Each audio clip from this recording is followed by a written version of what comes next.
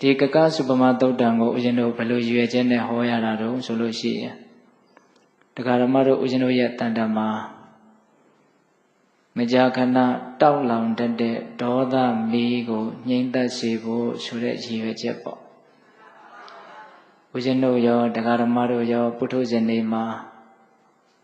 စိတ်တူတဲ့အအာယုန်နဲ့တွေ့လာပြီးစိတ်မချမ်းမြေ့တဲ့အာယုန်နဲ့တွေ့လာပြီးဆိုလို့ရှိရင်စိတ်တူလာတယ်စိတ်မချမ်းမသာဖြစ်လာတယ်ဒေါသဖြစ်လာတယ်ဆိုတာအခါအားလျော်စွာမရှိဘူးလားရှိတယ်အဲ့ဒီဒေါသဆိုတဲ့ကိလေသာဟာတတ္တဝါတွေကိုအင်မတန်ပင်ပန်းစေတယ်ဆင်းရဲစေတယ်ဦးဇင်းတို့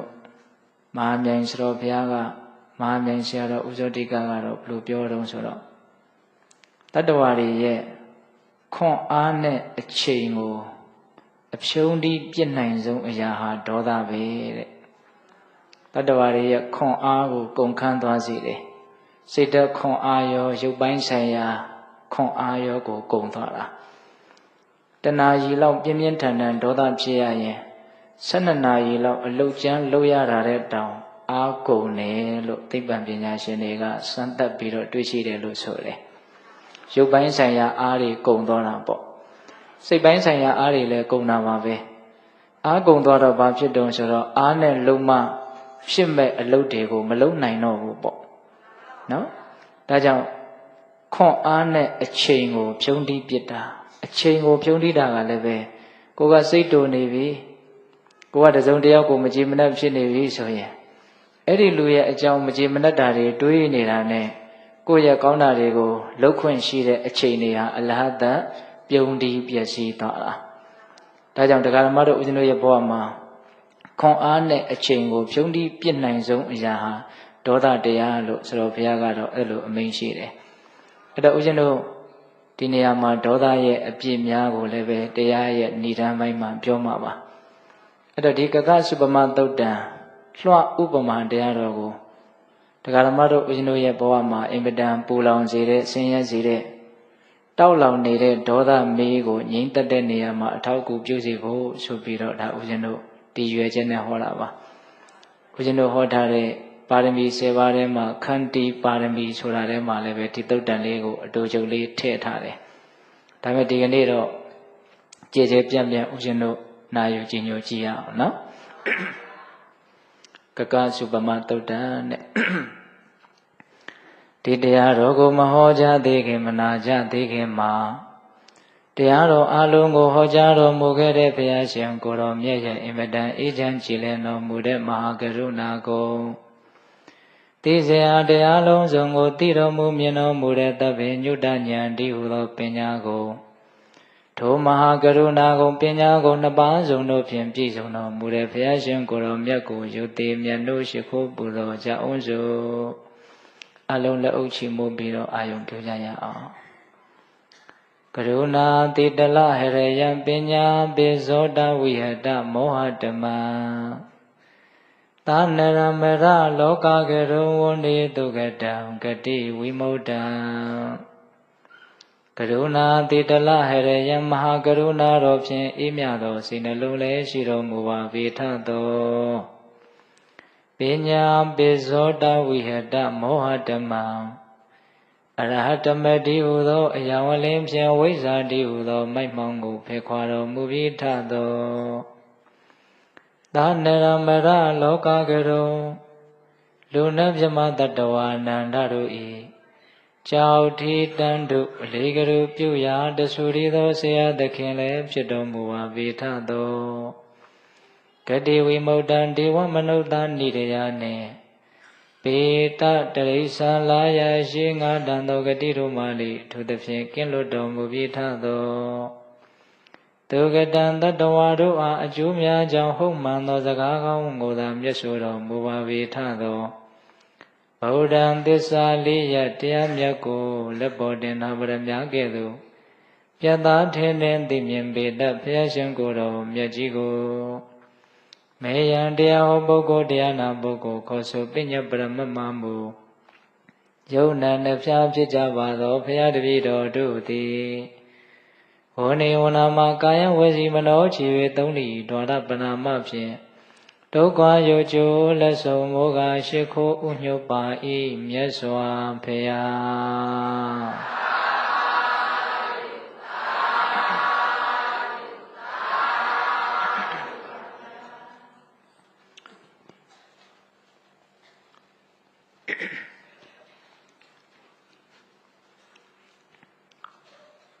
ဒေါသမီးကိုငြိမ်သက်တဲ့နေရာမှာအထောက်အကူပြုစေဖို့ဆိုပြီးတော့ရည်ရွယ်ဟောကြားအပ်တဲ့ကကစုပမသုတ်တံတဲ့ဒီကကစုပမသုတ်တံကိုမဟောကြားသေးခင်မှာတရားဓမ္မတို့ဦးဇင်းတို့ရဲ့တန်တာမှာအခါအားလျော်စွာဖြစ်ပေါ်လာတတ်တဲ့တရားဓမ္မတို့ဦးဇင်းတို့ကိုအမြဲတမ်းလိုနှိပ်စက်နေတတ်တဲ့ဒေါသရဲ့အကြောင်းဒေါသရဲ့အပြစ်ကိုမြင်မှလည်းပဲဒေါသကိုကင်းအောင်လုပ်ခြင်းတဲ့စိတ်ကပြင်းထန်လာမှာဦးဇင်းတို့မေတ္တာကမ္မဋ္ဌာန်းစီပြန်ပြီးတော့မေတ္တာရဲ့အကျိုးကျေးဇူးကိုခံစား권ရအောင်ကြိုးစားကြတဲ့နေရာမှာဒေါသရဲ့အပြစ်ကိုလည်းမြင်ရမယ်မေတ္တာရဲ့အကျိုးကျေးဇူးကိုလည်းသိရမယ်လို့ဒီလိုပြောထားတာတွေရှိတယ်အဲ့ဒါဦးဇင်းတို့ဒေါသရဲ့အပြစ်ပထမဦးစွာနည်းနည်းနားလည်ကြည့်ရအောင်ဦးဇင်းတို့တတ္တကနိပတ်အင်္ဂုတ္တပါဠိတော်မှာမြတ်စွာဘုရားဟောထားတဲ့ကောဋ္ဌနသုတ်တံဆိုတာရှိတယ်အဲ့ဒီကောဋ္ဌနသုတ်တံမှာဒေါသရဲ့အပြစ်ကိုမြတ်စွာဘုရားကတမျိုးနားလည်လို့ရအောင်ပြောထားတာလေးစိတ်ဝင်စားစရာကောင်းတယ်ဘယ်လိုပြောထားလဲဆိုတော့ခြေသားတို့တဲ့ရန်သူတွေကြိုက်တဲ့ရန်သူတွေကနှစ်ချိုက်မဲ့တရား9မျိုးရှိတယ်တဲ့ကိုမုန်းတဲ့ကိုယ့်ရဲ့ရန်သူတွေကြိုက်သွားစေမဲ့တရား9မျိုးရှိတယ်အဲ့ဒီတရား9မျိုးကတကယ်လို့များဒေါသဖြစ်လာပြီဆိုလို့ရှိရင်အဲ့တရား9မျိုးသလုံးရန်သူကြိုက်တဲ့ရန်သူတွေအားရမဲ့တရား9မျိုးလုံးကိုယ်တန်တမှာရောက်လာတော့တာပဲတဲ့ဆိုပါစို့တဲ့ရန်သူတွေကကိုယ့်ကိုဒီပုဂ္ဂိုလ်ကြီးကြီးသားသားရှိတာကိုမမြင်ရင်ဘူးအမြဲတမ်းပဲပုံပြက်ပန်းပြက်ရုပ်ပြက်ဆင်းပြက်မကြည်မလင်ပုံကြီးကိုဒါသူတို့မြင်ခြင်းတယ်အဲ့ဒါလိုပဲတကယ်လို့ဒေါသဖြစ်လာလို့ရှိရင်တရားဓမ္မတို့ဦးဇင်းတို့ရဲ့ရုပ်ရည်ဟာပျက်စီးသွားတာရုပ်ရည်ပြက်သွားတာပေါ့နော်ရုပ်ဆိုးသွားတာပင်ကိုယ်ကကြည်ပြောရှိပြောရုပ်ရှိတော်လည်းပဲဒေါသဖြစ်နေတဲ့အခိုက်အတန့်မှာတော့ရုပ်ကဘာဖြစ်သွားပြီတော့ပျက်စီးသွားပြီကြည်လို့ရှုလို့မကောင်းတော့ဘူးအဲ့ဒါလိုရုပ်ရည်ပျက်စီးသွားခြင်းဒီပင်လျင်အဲ့ဒါကိုမုန်းတဲ့ရန်သူတွေကြိုက်တဲ့တရားတစ်မျိုးပါပဲတဲ့နော်အယုတ်ဆိုးစေတွေ့စေဆင်းရဲကိုကြိုးနေ၍ပြက်ကွဲစည်းစိမ်ချွေရန်မှိန်လျက်မိတ်ဆက်ပြက်လက်အပေဖြစ်9ရန်သူကြိုင်လို့ညောင်လေးမင်းတော်ဆရာဘုရားကြီးကဒီသုတ်တံကိုလင်္ကာလေးတစ်ပုဒ်ထဲနဲ့အနှစ်ချုပ်ပြီးတော့ရေးခဲ့တာအဲ့ဒါဒေါသဖြစ်လာလို့ရှိရင်အဲ့ဒါအယုတ်ဆိုးမှာပဲတရားဓမ္မတို့ဦးဇင်းတို့ပုထုဇဉ်လူသားတွေဟာမိမိတို့ရဲ့ရုပ်ရည်ကိုတင့်တယ်ခြင်းနဲ့ကြည်ကောင်းစေခြင်းနဲ့ဆိုတဲ့စိတ်ရှိတယ်နော်အဲ့ဒါမြတ်စွာဘုရားကအဲ့ဒီအထာအဲ့ဒီသဘောလေးကိုလည်းပဲနည်းနည်းသတိပြုမိမယ်လို့ထင်တယ်ရုပ်ရည်ကိုကြည်ကြည်လင်လင်တင့်တော့တင့်တယ်ဖြစ်ခြင်းတဲ့လူတွေအတွက်ဟာဒေါသဖြစ်ရင်တော့ရုပ်တွေကတော့ပျက်စီးမှာပဲလို့ပြောရင်ဒေါသကိုဒါတစ်မျိုးဆက်ဆုပ်သွားတဲ့သဘောဖြစ်เสียအကြောင်းမရှိဘူးလားရှိတယ်ဒါကလည်းပဲတရားဓမ္မတို့ဦးဇင်းတို့ရုပ်ရည်ကိုတင့်တယ်ခြင်းနဲ့ကြည်ကောင်းရှုကောင်းဖြစ်စေခြင်းနဲ့ဆိုတာကတော့လူတိုင်းရှိတာပါပဲဟုတ်လားအဲ့ဒါဒေါသဖြစ်ရင်တော့အဲ့ဒီကိုလိုလားတဲ့အကျိုးစီးပွားဟာမရတော့ဘူးကိုမုန်းတဲ့ရန်သူတွေရဲ့အကြိုက်ကိုပဲကိုလိုက်ပြီးသားဖြစ်သွားမှာဒါကြောင့်နံပါတ်1ဒေါသဖြစ်လာလို့ရှိရင်ရန်သူတွေသဘောကျတဲ့ကိုယ့်ရဲ့ရုပ်ရည်ဟာပျက်စီးသွားမယ်အယုတ်ဆိုးစေတွေ့စေဆင်းရဲဟောဒေါသဖြစ်လာလို့ရှိရင်နံပါတ်2ဆင်းရဲနေရမယ်သွားလဲဆင်းရဲနေမှာပဲထိုင်လဲဆင်းရဲနေမှာပဲစကားပြောလဲဆင်းရဲနေမှာပဲစာထဲကတော့တိတိကျကျပြောထားတာကတော့ဒုက္ခဆင်းရဲတရေရအိတ်ဆက်ရတယ်အိတ်တဲ့အခါချမ်းချမ်းသာသာမရှိဘူးအိယာထဲမှာဟိုဘက်လိမ့်ဒီဘက်လိမ့်နဲ့ဒေါသကကိုယ့်ကိုနှိပ်စက်နေတဲ့အတွက်ကြောင့်တစုံတစ်ယောက်တစုံတစ်ခုကိုမကြည်မနှက်ဖြစ်နေတဲ့စိတ်ဟာအင်မတန်ပင်ပန်းဆင်းရဲပြီးတော့မနေဘူးလားနေတယ်အဲ့ဒါလို့ဆင်းတော့ဆင်းရဲနေနေတာကိုကိုမုန်းတဲ့လူတွေကမြင်ရင်သဘောကျမှာပေါ့အဲ့ဒါသူတို့သဘောကျအောင်ဒေါသကလှုပ်ပေးလိုက်တာ တကယ်တမ်းကတော့ရန်သူတွေသဘောကျအောင်ကိုယ့်ကိုမုန်းတဲ့လူတွေသဘောကျအောင်ကိုကတော့လှုပ်ပေးခြင်းမှာမဟုတ်ဒါပေမဲ့ဘယ်သူကလှုပ်ပေးလိုက်တော့ဒေါသကလှုပ်ပေးလိုက်တယ်နော်အယုတ်ဆိုးစေတွေ့စေဆင်းရဲနော်ကိုဂျိုးနေ၍ကိုဂျိုးနေ၍ဆိုတာကတရားဓမ္မတို့ဥရှင်တို့ဒေါသလွှမ်းမိုးလာပြီဆိုလို့ရှိရင်ကျိုးရှိကိုပင်ကျိုးမဲ့ထင်လေကျိုးပင်ရှိလက်မရှိမှတ်၍ချွတ်ချော်ပြုမှားကျိုးမများသည့်အကျိုးရှိတာတွေကိုလည်းပဲအကျိုးမဲ့လို့ထင်သွားတယ်စင်စင်ရရဒုက္ခတွေအများကြီးဖြစ်မဲ့အကျိုးမဲ့ကိစ္စတွေကိုလည်းပဲဒါအကျိုးရှိနိုင်တယ်လို့ထင်သွားတယ်အမြင်တွေမှောင်မအထင်တွေမှားပြီးတော့လုံမိလို့ရတယ်ရှောက်လုပ်ပြီးတော့အဲ့ဒါအကျိုးအကြီးအကျယ်နေတတ်တယ်တဲ့နော်ဒါကြောင့်ဒေါသဖြစ်လာလို့ရှိရင်စိတ်တွေကမှန်မှန်ကန်ကန်မသိနိုင်တော့ဘူးပေတပေါင်းသူတော်ကောင်းတို့ဒေါသဖြစ်လာတဲ့အခါမှာမှန်မှန်ကန်ကန်မသိနိုင်ဘူးဆိုတဲ့အတွေ့အကြုံလူတိုင်းရှိလိမ့်မယ်ဟုတ်ရဲ့လားဒေါသောအဋ္ဌနာသနာတိဒေါသောဓမ္မနပတ္တိယရာအန္တဓမ္မဟောတိတံဒေါသောဟရတိနရံဒေါသဆိုတာဖြစ်လာလို့ရှိရင်အကျိုးအကြောင်းအဆိုးကောင်းကိုနားမလည်တော့ဘူးနီလန်းကြတာနီလန်းမကြတာတွေကိုလည်းပဲမသိနိုင်တော့ဘူးဒေါသဖြစ်လာတဲ့အခါမှာအဲ့ဒီဒေါသလွှမ်းမိုးခံရတဲ့ပုဂ္ဂိုလ်ဟာဘာဖြစ်သွားတယ်ဆိုတော့အမိုက်တိုက်ကြီးလို့ဖြစ်သွားတယ်တဲ့ဘယ်သွားလို့ဘယ်လာရမှမသိတော့စံတဝါဝါသွားတဲ့ပုံစံမျိုးဖြစ်သွားတာအဲ့ဒါကိုမြတ်စွာဘုရားကရည်ရွယ်ပြီးတော့ဒေါသဖြစ်လာလို့ရှိရင်အကုန်လုံးကမောက်ကမကြောင်ကချောက်ဖြစ်ပြီးတော့အကျိုးမဲ့တာတွေအများကြီးဖြစ်တတ်တယ်အဲ့ဒါဆိုရင်ကိုယ့်ကိုမုန်းတဲ့လူတွေကသဘောကျမှာပေါ့ဟုတ်ရဲ့လားကိုယ်မုန်းတဲ့လူတွေသဘောကျတော့အောင်ဘယ်သူကလှုပ်ပေးလိုက်တာတော့ဒေါသကလှုပ်ပေးလိုက်တာအယုတ်ဆိုးစေတွေ့စေဆင်းရဲကိုကျိုးနေ၍ပြက်ကွဲစီစေဟောဒေါသတည်ငါထွက်ပေါ်လာတဲ့ဒေါသကိုမထိန်နိုင်မသိနိုင်လို့ပြုမိမှာပြောမိမှာတွေဖြစ်ပြီးတော့စီစဉ်ဥစ္စာတွေအလုံးအရင်ပြုတ်ထွက်သွားတာမျိုးလဲကြုံရနိုင်တယ်တချို့ထောင်နေတဲ့ထိတန်းပြီးတော့ရောက်သွားတာမရှိဘူးလားရှိတယ်ဘဝကိုပြတ်သွားတာစီစဉ်ဥစ္စာတွေမကဘူးဘဝပါပြတ်သွားတာဟုတ်လားဒါကြောင့်စီစဉ်ဥစ္စာတွေပျက်စီးစေမဲ့အလုံမျိုးအပြောမျိုးကိုလုံမိပြောမိပြီးတော့ရုတ်တရက်အဲ့ဒါစီစဉ်ဥစ္စာတွေပျက်စီးသွားတတ်တယ်အဲ့ဒါဆိုရင်တော့မုန်းတဲ့လူတွေကသဘောကျတော့မှာပဲဒါရန်သူကြိုက်တရားတစ်မျိုးပေါ့နော်အယုတ်ဆိုးစေတွေ့စေဆင်းရဲကိုကျိုးနေ၍ပြက်ကွဲစီစိန်ချွေရန်မိန်လျက်ဟောချွေရန်မိန်လျက်ကိုယ့်ရဲ့ဂုံတဲ့အကျော်စောဒါတွေအကုန်လုံးပျက်စီးသွားမယ်ထွက်ပေါ်လာတဲ့ဒေါသကိုမထိန်နိုင်မသိနိုင်တာနဲ့စကားတခွန်းမှားတာနဲ့ကိုယ့်ရဲ့ဂုံတွေလျှော့ကျသွားတာရှိတယ်ကိုယ်နာမည်ပျက်စီးသွားတာရှိတယ်နော်အချွေရန်တွေလည်းပျက်စီးသွားတာရှိတယ်အဲ့လိုဖြစ်ပြီဆိုလို့ရှိရင်တော့မုန်းတဲ့လူတွေကဘာဖြစ်တော့မလို့သဘောကျတော့မယ်ကြိုက်တော့မယ်ဒါကိုစဉ်းစားပြီးတော့လည်းပဲဒေါသကိုဆက်ဆုပ်တဲ့အလေးဒေါသကိုဆက်ဆုပ်တဲ့စိတ်မွေးဖို့လိုတာပေါ့နော်ဒါကြောင့်ဒေါသဖြစ်လာလို့ရှိရင်အချွေရန်တွေအချမ်းရန်တွေအကျော်စောတွေဂုံတွေနာမည်တွေအကုန်လုံးဟာရေစုံမျောသွားတာမျိုးဖြစ်တတ်တယ်ဂုံတစ်ခုရဖို့အတွက်တိဆောက်ရတယ်ဆိုတာမလွယ်ပါဘူးဒါပေမဲ့ပျက်စီးခြင်းရင်တော့လွယ်လွယ်လေးဟုတ်ရဲ့လားအမြင့်ကိုရောက်အောင်တက်ရတယ်ဆိုတဲ့ကိစ္စကတော်တော်ကြီးကိုခဲရင်ပါတယ်သို့တော့ပြန်ပြီးတော့ကြာကျင်တယ်ဆိုရင်တော့ရှော့ချလိုက်တာနဲ့ဝုန်းတိုင်းဆိုပြုတ်ကြသွားတာပဲဟုတ်လားအကြာကြီးတိဆောက်ခဲ့ရတဲ့အမြင့်ဆိုတဲ့ဟာဒီဒေါသတစ်ချက်ထွက်လိုက်တာနဲ့တွင်လေလေးနဲ့အောက်ကိုပြုတ်ကျသွားနိုင်တယ်ဒါကြောင့်ရန်သူကြိုက်တဲ့တရားတစ်မျိုးပေါ့အဲ့ဒါလေအယုတ်ဆိုးစေတွေ့စေဆင်းရဲကိုကျိုးနေ၍ပြက်ကွဲစည်းစိမ်ချွေရန်မိန်လျက်မိတ်ဆက်ပြက်လက်ဟောမိတ်ဆက်ပြက်လက်မိတ်ဆွေအပေါင်းအသင်းတွေကကိုယ့်ကိုခွာသွားတာကိုကထိကနေရှိဒေါသထွက်ထိကနေရှိဒေါသထွက်ဘာမှအသိမခံနိုင်ဘူးအမြဲတမ်းပဲစိတ်တူနေတဲ့အမူအရာစိတ်တူနေတဲ့အပြောကြီးပဲနေမယ်ပြောနေမယ်ဆိုရင်တော့ကြားလာရင်မိတ်ဆွေတွေကကိုယ့်ကိုစိတ်ပြက်ပြီးတော့ခွာသွားမှာပဲအပေါင်းအသင်းကောင်းဆိုတာဘယ်နည်းနဲ့မှမရနိုင်ဘူး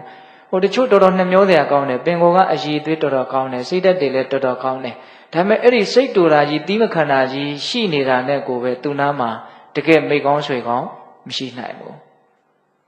ရှိလာတဲ့မိတ်ဆွေကောင်းလေးတွေကလည်းအကြာကြီးသူနာမှာမနေနိုင်ဘူး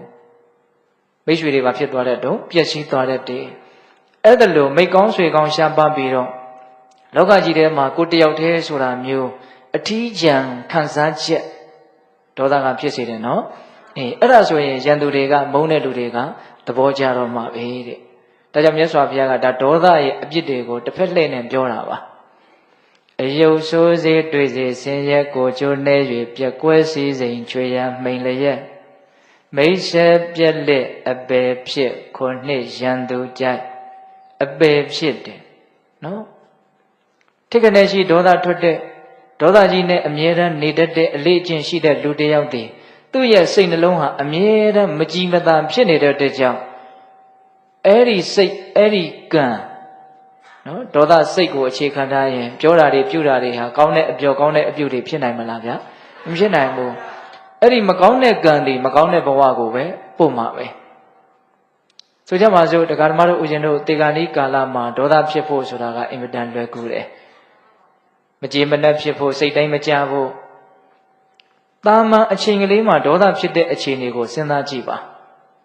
နည်းနည်းလေးပြောတာနဲ့နည်းနည်းလေးထိခိုက်တာနဲ့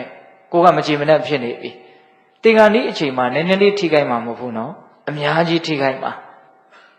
သိလားအကုန်လုံးကိုပြစ်ထားကြရမှာ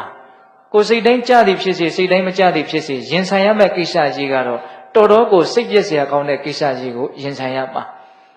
အစတုန်းကစသေးသေးလေးနဲ့တွေ့တာတောင်ရင်မဆိုင်နိုင်မဲနဲ့စိတ်တူတဲ့စိတ်ပြက်တဲ့အလေးအကျင့်ကြီးရှိနေတဲ့လူတစ်ယောက်ဒီတေဂာနိကာလမှာဘယ်နည်းနဲ့မှသူ့ရဲ့စိတ်ဟာကြီးကြီးလင်းလင်းရှိဖို့မလွယ်ဘူးဟုတ်လားသေးသေးလေးကိုတောင်သူမကြော်လွှားနိုင်ဘူးဆိုတော့အကြီးကြီးကသူ့ကိုတေချာပေါင်းဒုက္ခပေးတော့မှာအဲ့ဒီအချိန်မှာသူဟာမကျေနပ်တဲ့စိတ်တွေစိတ်တိုင်းမကြတဲ့စိတ်တွေနဲ့ယုံရင်ဆံကပ်ဖြစ်ပြီးတော့အများသောအားဖြင့်တေဂာနိလူမမာတွေတော်တော်များများကတော့တေဂာနိမှာဒီအယခင်းနဲ့လက်နဲ့ကိုအတင်းပုတ်တယ်နော်သူတို့ရဲ့စိတ်ထဲမှာတချို့တေဂာနိကနေပြီးတော့မသေးဘဲနဲ့ကံကောင်းထောက်မှဆိုတာပြန်ပြီးတော့တတိလဲလာတဲ့အခါမှာပြန်ပြောတာတွေရှိတယ်အကုန်လုံးသူတို့သိနေတယ်လုံးဝမကျေနပ်ဘူးလုံးဝမကြည်သာဘူးဒါပေမဲ့သူတို့သိနေတယ်သူတို့ခံစားနေတယ်သူတို့မှအသိစိတ်ရှိနေတယ်ဆိုတော့ဘေးကလူတွေကသိပြီးတော့မသိဘူးအဲ့ဒီအချိန်မှာဘာမှတော့မပြောနိုင်ဘူးပေါ့တယောက်တည်းကြိတ်ပြီးတော့ရုန်းကန်နေရတဲ့အနေအထားနော်ဘယ်သူမှဝိုင်းပြီးတော့ဖြေရှင်းမပေးနိုင်ဘူးနော်အဲ့ဒီပြဿနာအဲ့ဒီအခြေအနေကိုအဲ့တော့ကိုကအသက်ရှင်စဉ်အခါတုန်းကဖြစ်ပေါ်လာတဲ့အခြေအနေတွေကိုတိခတ်မှုနဲ့ကြော်လွှားပြီးတော့ကြီးကြီးသားသားအေးအေးချမ်းချမ်းခန္ဓာရဲ့သဘောလောကရဲ့သဘောကိုနားလည်မှုကြီးကြီးနဲ့အေးအေးချမ်းချမ်းနေတဲ့အလေးအကျင့်ကိုမွေးမထားဘူးဆိုရင်တော့တေဂာနီးမှာတေချာပေါက်မပြေမလဲဖြစ်တော့မှာပဲဟုတ်လားအဲ့ဒါလို့ဆိုရင်အဲ့ဒီပုဂ္ဂိုလ်ရဲ့လားရာဂတိဟာကောင်းနိုင်မလားမကောင်းနိုင်ဘူးဒေါသနဲ့တေငရဲပြေဆိုတာတော့အကျဉ်းမြင်ကြားဖို့ထားတယ်မို့လားကြားဖို့ထားတယ်နော်စိတ်တိုင်းမကြမှုကြီးဟာပူလောင်နေပူလောင်တဲ့စိတ်တွေပူလောင်တဲ့နေရာကိုပို့တဲ့သဘောပေါ့ငတ်မွတ်ဆာလောင်တဲ့စိတ်တွေငတ်မွတ်ဆာလောင်တဲ့ဘဝကိုပို့တာပဲမိုက်မဲတွေ့ဝေတဲ့စိတ်တွေမိုက်မဲတွေ့ဝေတဲ့ဘဝကိုပို့တာပဲတိရစ္ဆာန်တွေဆိုတာဘာမှသိတာမဟုတ်မောဟတန်လန်းနဲ့ဘုရုဝါဒနဲ့ဘာမှအဖြူအမဲမသေးကွဲပဲနဲ့သေသွားကြတဲ့ပုံကိုယ်တွေဒါတိရစ္ဆာန်ဖြစ်ဖို့ညာနှုံတော်တော်များတယ်ပေါ့ဟုတ်လားဒီမှာတော့မြတ်စွာဘုရားကအပယ်၄ပါးသလုံးကိုရောက်နိုင်တယ်ဒေါသအာကြီးတဲ့ပုဂ္ဂိုလ်တွေဟာနော်ပြုမိမှပြောမိမှဖြစ်ပြီးတော့နောင်တတွေနဲ့ပူပူလောင်လောင်သေရတာလည်းဖြစ်တတ်တယ်နော်ဒါကြောင့်မြတ်စွာဘုရားကရန်သူတွေကိုကိုမုန်းတဲ့လူတွေကကို့မှာအဲ့ဒါလို့မကောင်းတဲ့အချက်တွေဖြစ်လာရင်သဘောကျတော့မှာ9မျိုးတောင်ပြောထားတာနော်ငါမုန်းတဲ့လူဟာရုပ်ဆင်းအင်္ဂါတွေပျက်စီးသွားရင်ကောင်းမှာပဲလို့သူကဆန္ဒပြုတယ်သူပြုထားတဲ့ဆန္ဒကိုဒေါသကမပြည့်ပြည့်အောင်ဖြည့်ဆည်းပေးလိုက်တယ်စိတ်နာတရားမကောင်းဘူးလား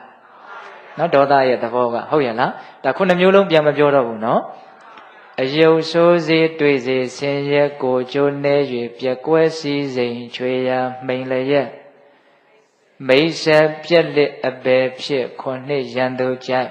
ပိဿတို့မှာဉာဏ်ရှိပါတယ်ဒါလေးကိုချဲ့ထွင်စဉ်းစားပါတစ်ခုတစ်ခုပေါ့လေ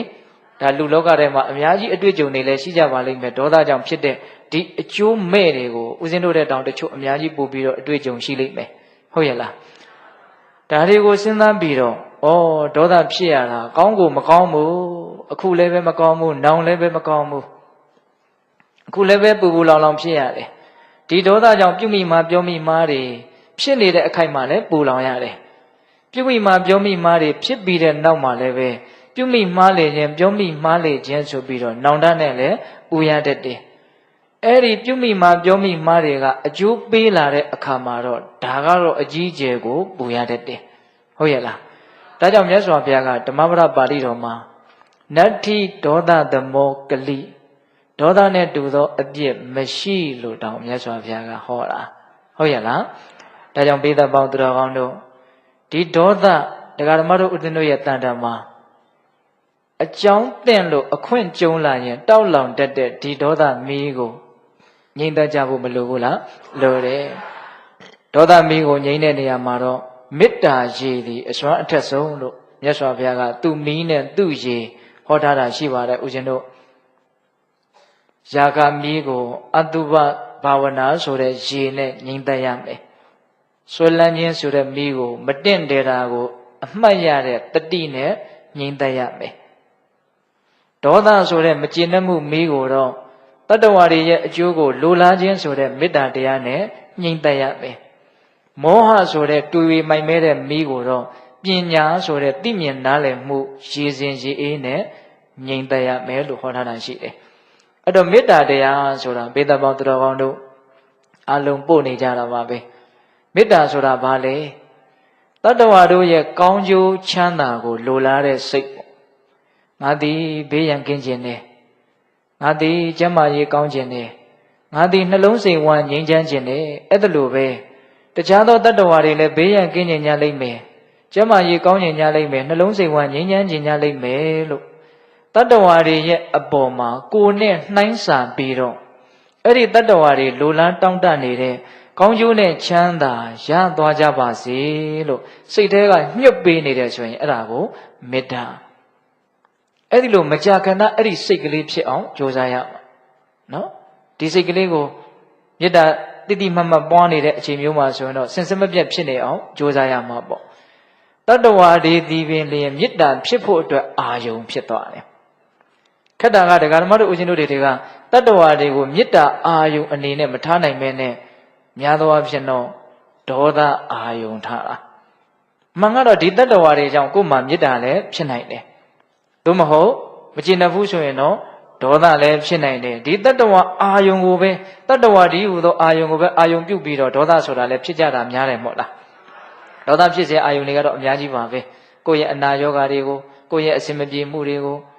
ဒါတွေကိုတွေးပြီးတော့လဲဒီအာယုံတွေကြောင့်ဒေါသဖြစ်နိုင်တယ်လို့များသောအားဖြင့်တော့မကြည်မနှက်ဒေါသဖြစ်ရတယ်ဆိုတာကသက်ရှိလူသားတွေဒီဟူသောအာယုံကိုအာယုံပြုတ်ပြီးတော့ဒေါသဖြစ်ကြတာခုမေတ္တာဆိုတာကောမေတ္တာဖြစ်ဖို့အတွက်အာယုံကတခြားသွားရှာရတာလားမဟုတ်ဘူးဘယ်သူဒီပင်လေမေတ္တာရဲ့အာယုံဖြစ်နေတော့တတ္တဝါဒီဒီပင်လျင်နော်တတ္တပြဉ္ညတ်ပေါ့ဒီတတ္တဝါဒီဟူသောပြဉ္ညတ်ဒီပင်လျင်ဒါမေတ္တာရဲ့အာယုံဖြစ်နေတယ်အဲ့တော့ဒီတတ္တဝါတွေကိုပဲအာယုံပြုတ်ပြီးတော့တတ္တဝါတွေလိုလားတောင့်တတဲ့ကောင်းကျိုးနဲ့ချမ်းသာရသွားကြပါစေဆိုလို့ရှိရင်ဒါမေတ္တာမဖြစ်ဘူးလားအဲ့ဒီမေတ္တာကိုတရားဓမ္မတို့ဦးဇင်းတို့အပန်းဝအောင်ရင့်ကျက်အောင်လိမ္မာကျွမ်းကျင်အောင်ကြိုးစားမယ်ဆိုလို့ရှိရင်ဒေါသဖြစ်เสียတော်ယုံတန်ယုံကိစ္စနဲ့ကြုံရင်တောင်ဒေါသဟာမဖြစ်ဘဲရှိနေတတ်တယ်ဟုတ်လားဒါကရေများရေနိုင်မီးများမီးနိုင်သဘောပဲ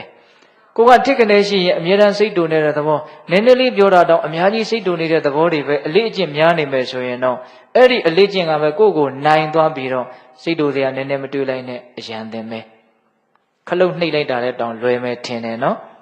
ဒေါသဖြစ်ဖို့ရာကဟုတ်ရဲ့လားအကုန်လုံးပြင်ပြီးသားဆင်ပြီးသားပေါ့ဗျာဟုတ်လားနော်အကုန်လုံးပြင်ပြီးသားဆင်ပြီးသားနည်းနည်းလေးလာပြောလိုက်တာနဲ့ဘယ်အချိန်ကိုကစိတ်တူသွားမှတောင်မတိလိုက်အောင်မြန်တယ်အဲ့ဒီအလုပ်ကိုအဲ့လောက်ပိုင်နေနိုင်နေကျွမ်းကျင်နေပေါ့ဖြစ်နေတာကအဲ့လိုဖြစ်နေတာအဲ့လိုဖြစ်ရမှာမဟုတ်ဘူးမေတ္တာကိုပိုင်အောင်နိုင်အောင်ဒါကြောင့်မြတ်စွာဘုရားကမေတ္တာကိုယာနိကတာအရင်သင့်စနှိုးထားတဲ့ရင်တစည်းလိုပိုင်အောင်ကျင့်ရမယ်စီကျင်တဲ့အစိမ်မတက်ပြီးတော့လီဗာနေလိုက်တာနဲ့ဝူးဆိုထွက်ပြေးတဲ့ကားလိုမျိုးဖြစ်အောင်လုပ်ထားရနော်မေတ္တာကိုဟုတ်ရဲ့လားဒါကြောင့်လိမ္မာအောင်ကျွမ်းကျင်အောင်ဘာဝိတာဗဟုလိကတာယာနိကတာဝိထုကတာနော်တီယာလိုလှုပ်ထားရမှာကိုယ့်ရဲ့အမြဲနေရာမျိုးလေးပေါ့အဲ့လိုလှုပ်ထားမှကျွမ်းကျင်မှလိမ္မာမှဒေါသဖြစ်เสียအာယုန်တွေတွေ့လာရင်ဒေါသမဖြစ်ပဲရှိမှာဒေါသဖြစ်เสียအာယုန်ဆိုတာကဖေးပြစ်လို့ရတာမဟုတ်ဘူးဗျသိလာတဲ့ကလည်းမတော့ ဒေါသဖြစ်เสียစိတ်တူတရားကတော့တွေ့နေမှာပဲကျုံနေမှာပဲဘယ်နာသွားရှောင်လို့မှမလွတ်ဘူးတချို့ကစိတ်ပြက်ပါတယ်ဆိုပြီးတော့ပြောကြတာရှိတယ်သိလားဒီနားမှာစိတ်ပြက်เสียတွေ့လို့ရှောင်သွားမယ်ဆိုရင်ဟိုနားလည်းစိတ်ပြက်เสียကတွေ့မှာပဲတစ်မျိုးတစ်ပါးသာတွေ့မှာပဲဟုတ်ရဲ့လားအဲ့တော့မြတ်စွာဘုရားကစိတ်ပြက်เสียတွေကိုတက်နိုင်တဲ့မြတော့ရှောင်ရမှာပေါ့ရှောင်ခိုင်းတဲ့အပိုင်းတွေလည်းရှိပါတယ်မရှိဘူးမဟုတ်သို့တော်လူလောကကြီးမှာရှောင်ဖို့ဆိုတာကတော်တော်မလွယ်ဘူးအဲ့တော့မြတ်စွာဘုရားကလည်းဒါကြောင့်ရှောင်ဖို့ဆိုတာတဲ့တွေ့ကြုံလာတဲ့အခြေအနေပေါ်မှာပဲအကောင်းဆုံးအည်သွေးနဲ့ရင်ဆိုင်တတ်ဖို့ကိုပဲမြတ်စွာဘုရားကတိုက်တွန်းတာပါဒေါသဖြစ်เสียအာယုန်နဲ့တွေ့ရင်ဒေါသမဖြစ်အောင်ထိန်းရမယ်လို့အင်္ဂုတ္တပါဠိတော်မှာမြတ်စွာဘုရားဟောတာအဲ့ဒီဒေသနာတော်ကိုထောက်သွင်းအဖြစ်ဒေါသမဖြစ်เสียအာယုန်ဒေါသဖြစ်เสียအာယုန်နေနဲ့မတွေ့အောင်မင်းတို့နေကြလို့အဲ့လိုဦးစားပေးပြီးတော့မပြောဘူးဒေါသဖြစ်เสียအာယုန်ကတော့တွေ့မှာပဲအစင်မပြေတာကတော့တွေ့မှာပဲအဲ့ဒီကြားတဲ့ကပဲကိုကဒေါသမဖြစ်အောင်နေရမှာဟုတ်တာပေါ့တည်တည်ချာချာစဉ်းစားကြည့်လေအဲ့ဒီဒေသနာကသဘာဝကျလေဒေါသဖြစ်เสียမတွေ့လို့ဒေါသမဖြစ်တာကတော့ဘာဆန်းတယ်လဲဗျာဘာမှသူ့အည်သွေးရှိတယ်လို့ပြောလို့မရအောင်အဲ့ဒီလူဒေါသဖြစ်เสียကြုံရင်တောက်လျှောက်ဒေါသဖြစ်ပါအဲ့ဒီအချက်တွေကိုဦးဇင်းတို့ဟောမဲ့ကကစုမသုတ်တန်ထဲမှာလက်တွေ့အနေနဲ့ပါလိမ့်မယ်သိလားဒါတော့နော်ဒါတွေကပြောချင်တာတွေကိုဦးဇင်းက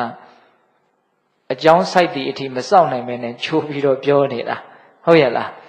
ဒါကြောင့်ဒီနေရာမှာဦးဇင်းတို့ဗာပြောချင်တာတုံးဆိုတော့ဒေါသမီးကိုငြိမ့်သက်ဖို့အတွက်မေတ္တာတရားကိုလိမ္မာကျွမ်းကျင်အောင်ကြိုးစားထားကြဖို့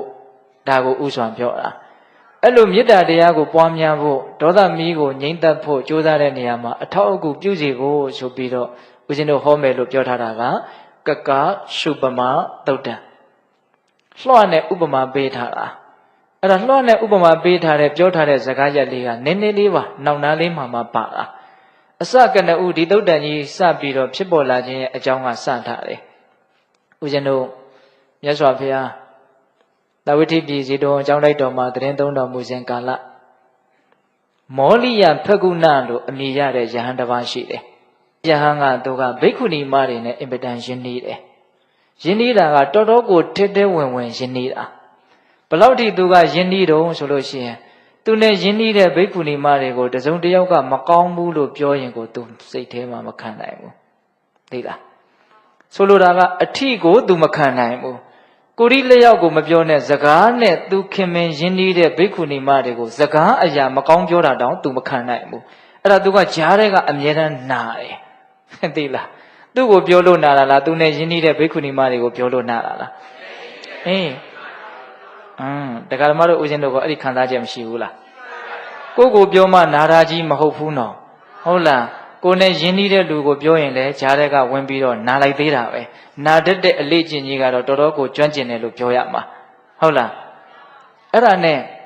နောက်တော့ယဟန်တွေကနည်းနည်းမျက်မုံးကျိုးလာတာပေါ့ဒီယဟန်ကလွန်ကဲလွန်းနေယဟန်ဖြစ်နေပြီးတော့ယဟန်မတွေနဲ့ရောပြီးတော့သူကဂျားတဲ့ကနာနေတယ်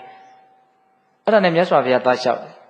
အဲ့ဒီယဟန်ကတော့တော်တော်ကိုအချိုးမပြေဘူးပေါ့အဲ့လိုပြောတဲ့အခါကျတော့မြတ်စွာဘုရားကအေးအဲ့လိုဆိုရင်အဲ့ဒီမောလိယဖက္ကုဏကိုသွားပြီးတော့ခေါ်ကြည့်အဲ့ဒါမြတ်စွာဘုရားအမိန့်နဲ့ခေါ်တော့ရောက်လာရောအချစ်တန်ဟုတ်သလားသင်ဟာဘိက္ခုနီမတွေနဲ့အလွန်ရင်းနှီးတယ်ဘိက္ခုနီမတွေကိုတစုံတစ်ယောက်ကမကောင်းဘူးပြောရင်သင်ကအလွန်စိတ်တူတယ်လို့ကြားတယ်ဟုတ်သလားအဲ့တော့လေသူကမငင်းပါဘူးမှန်လားပါဗျာ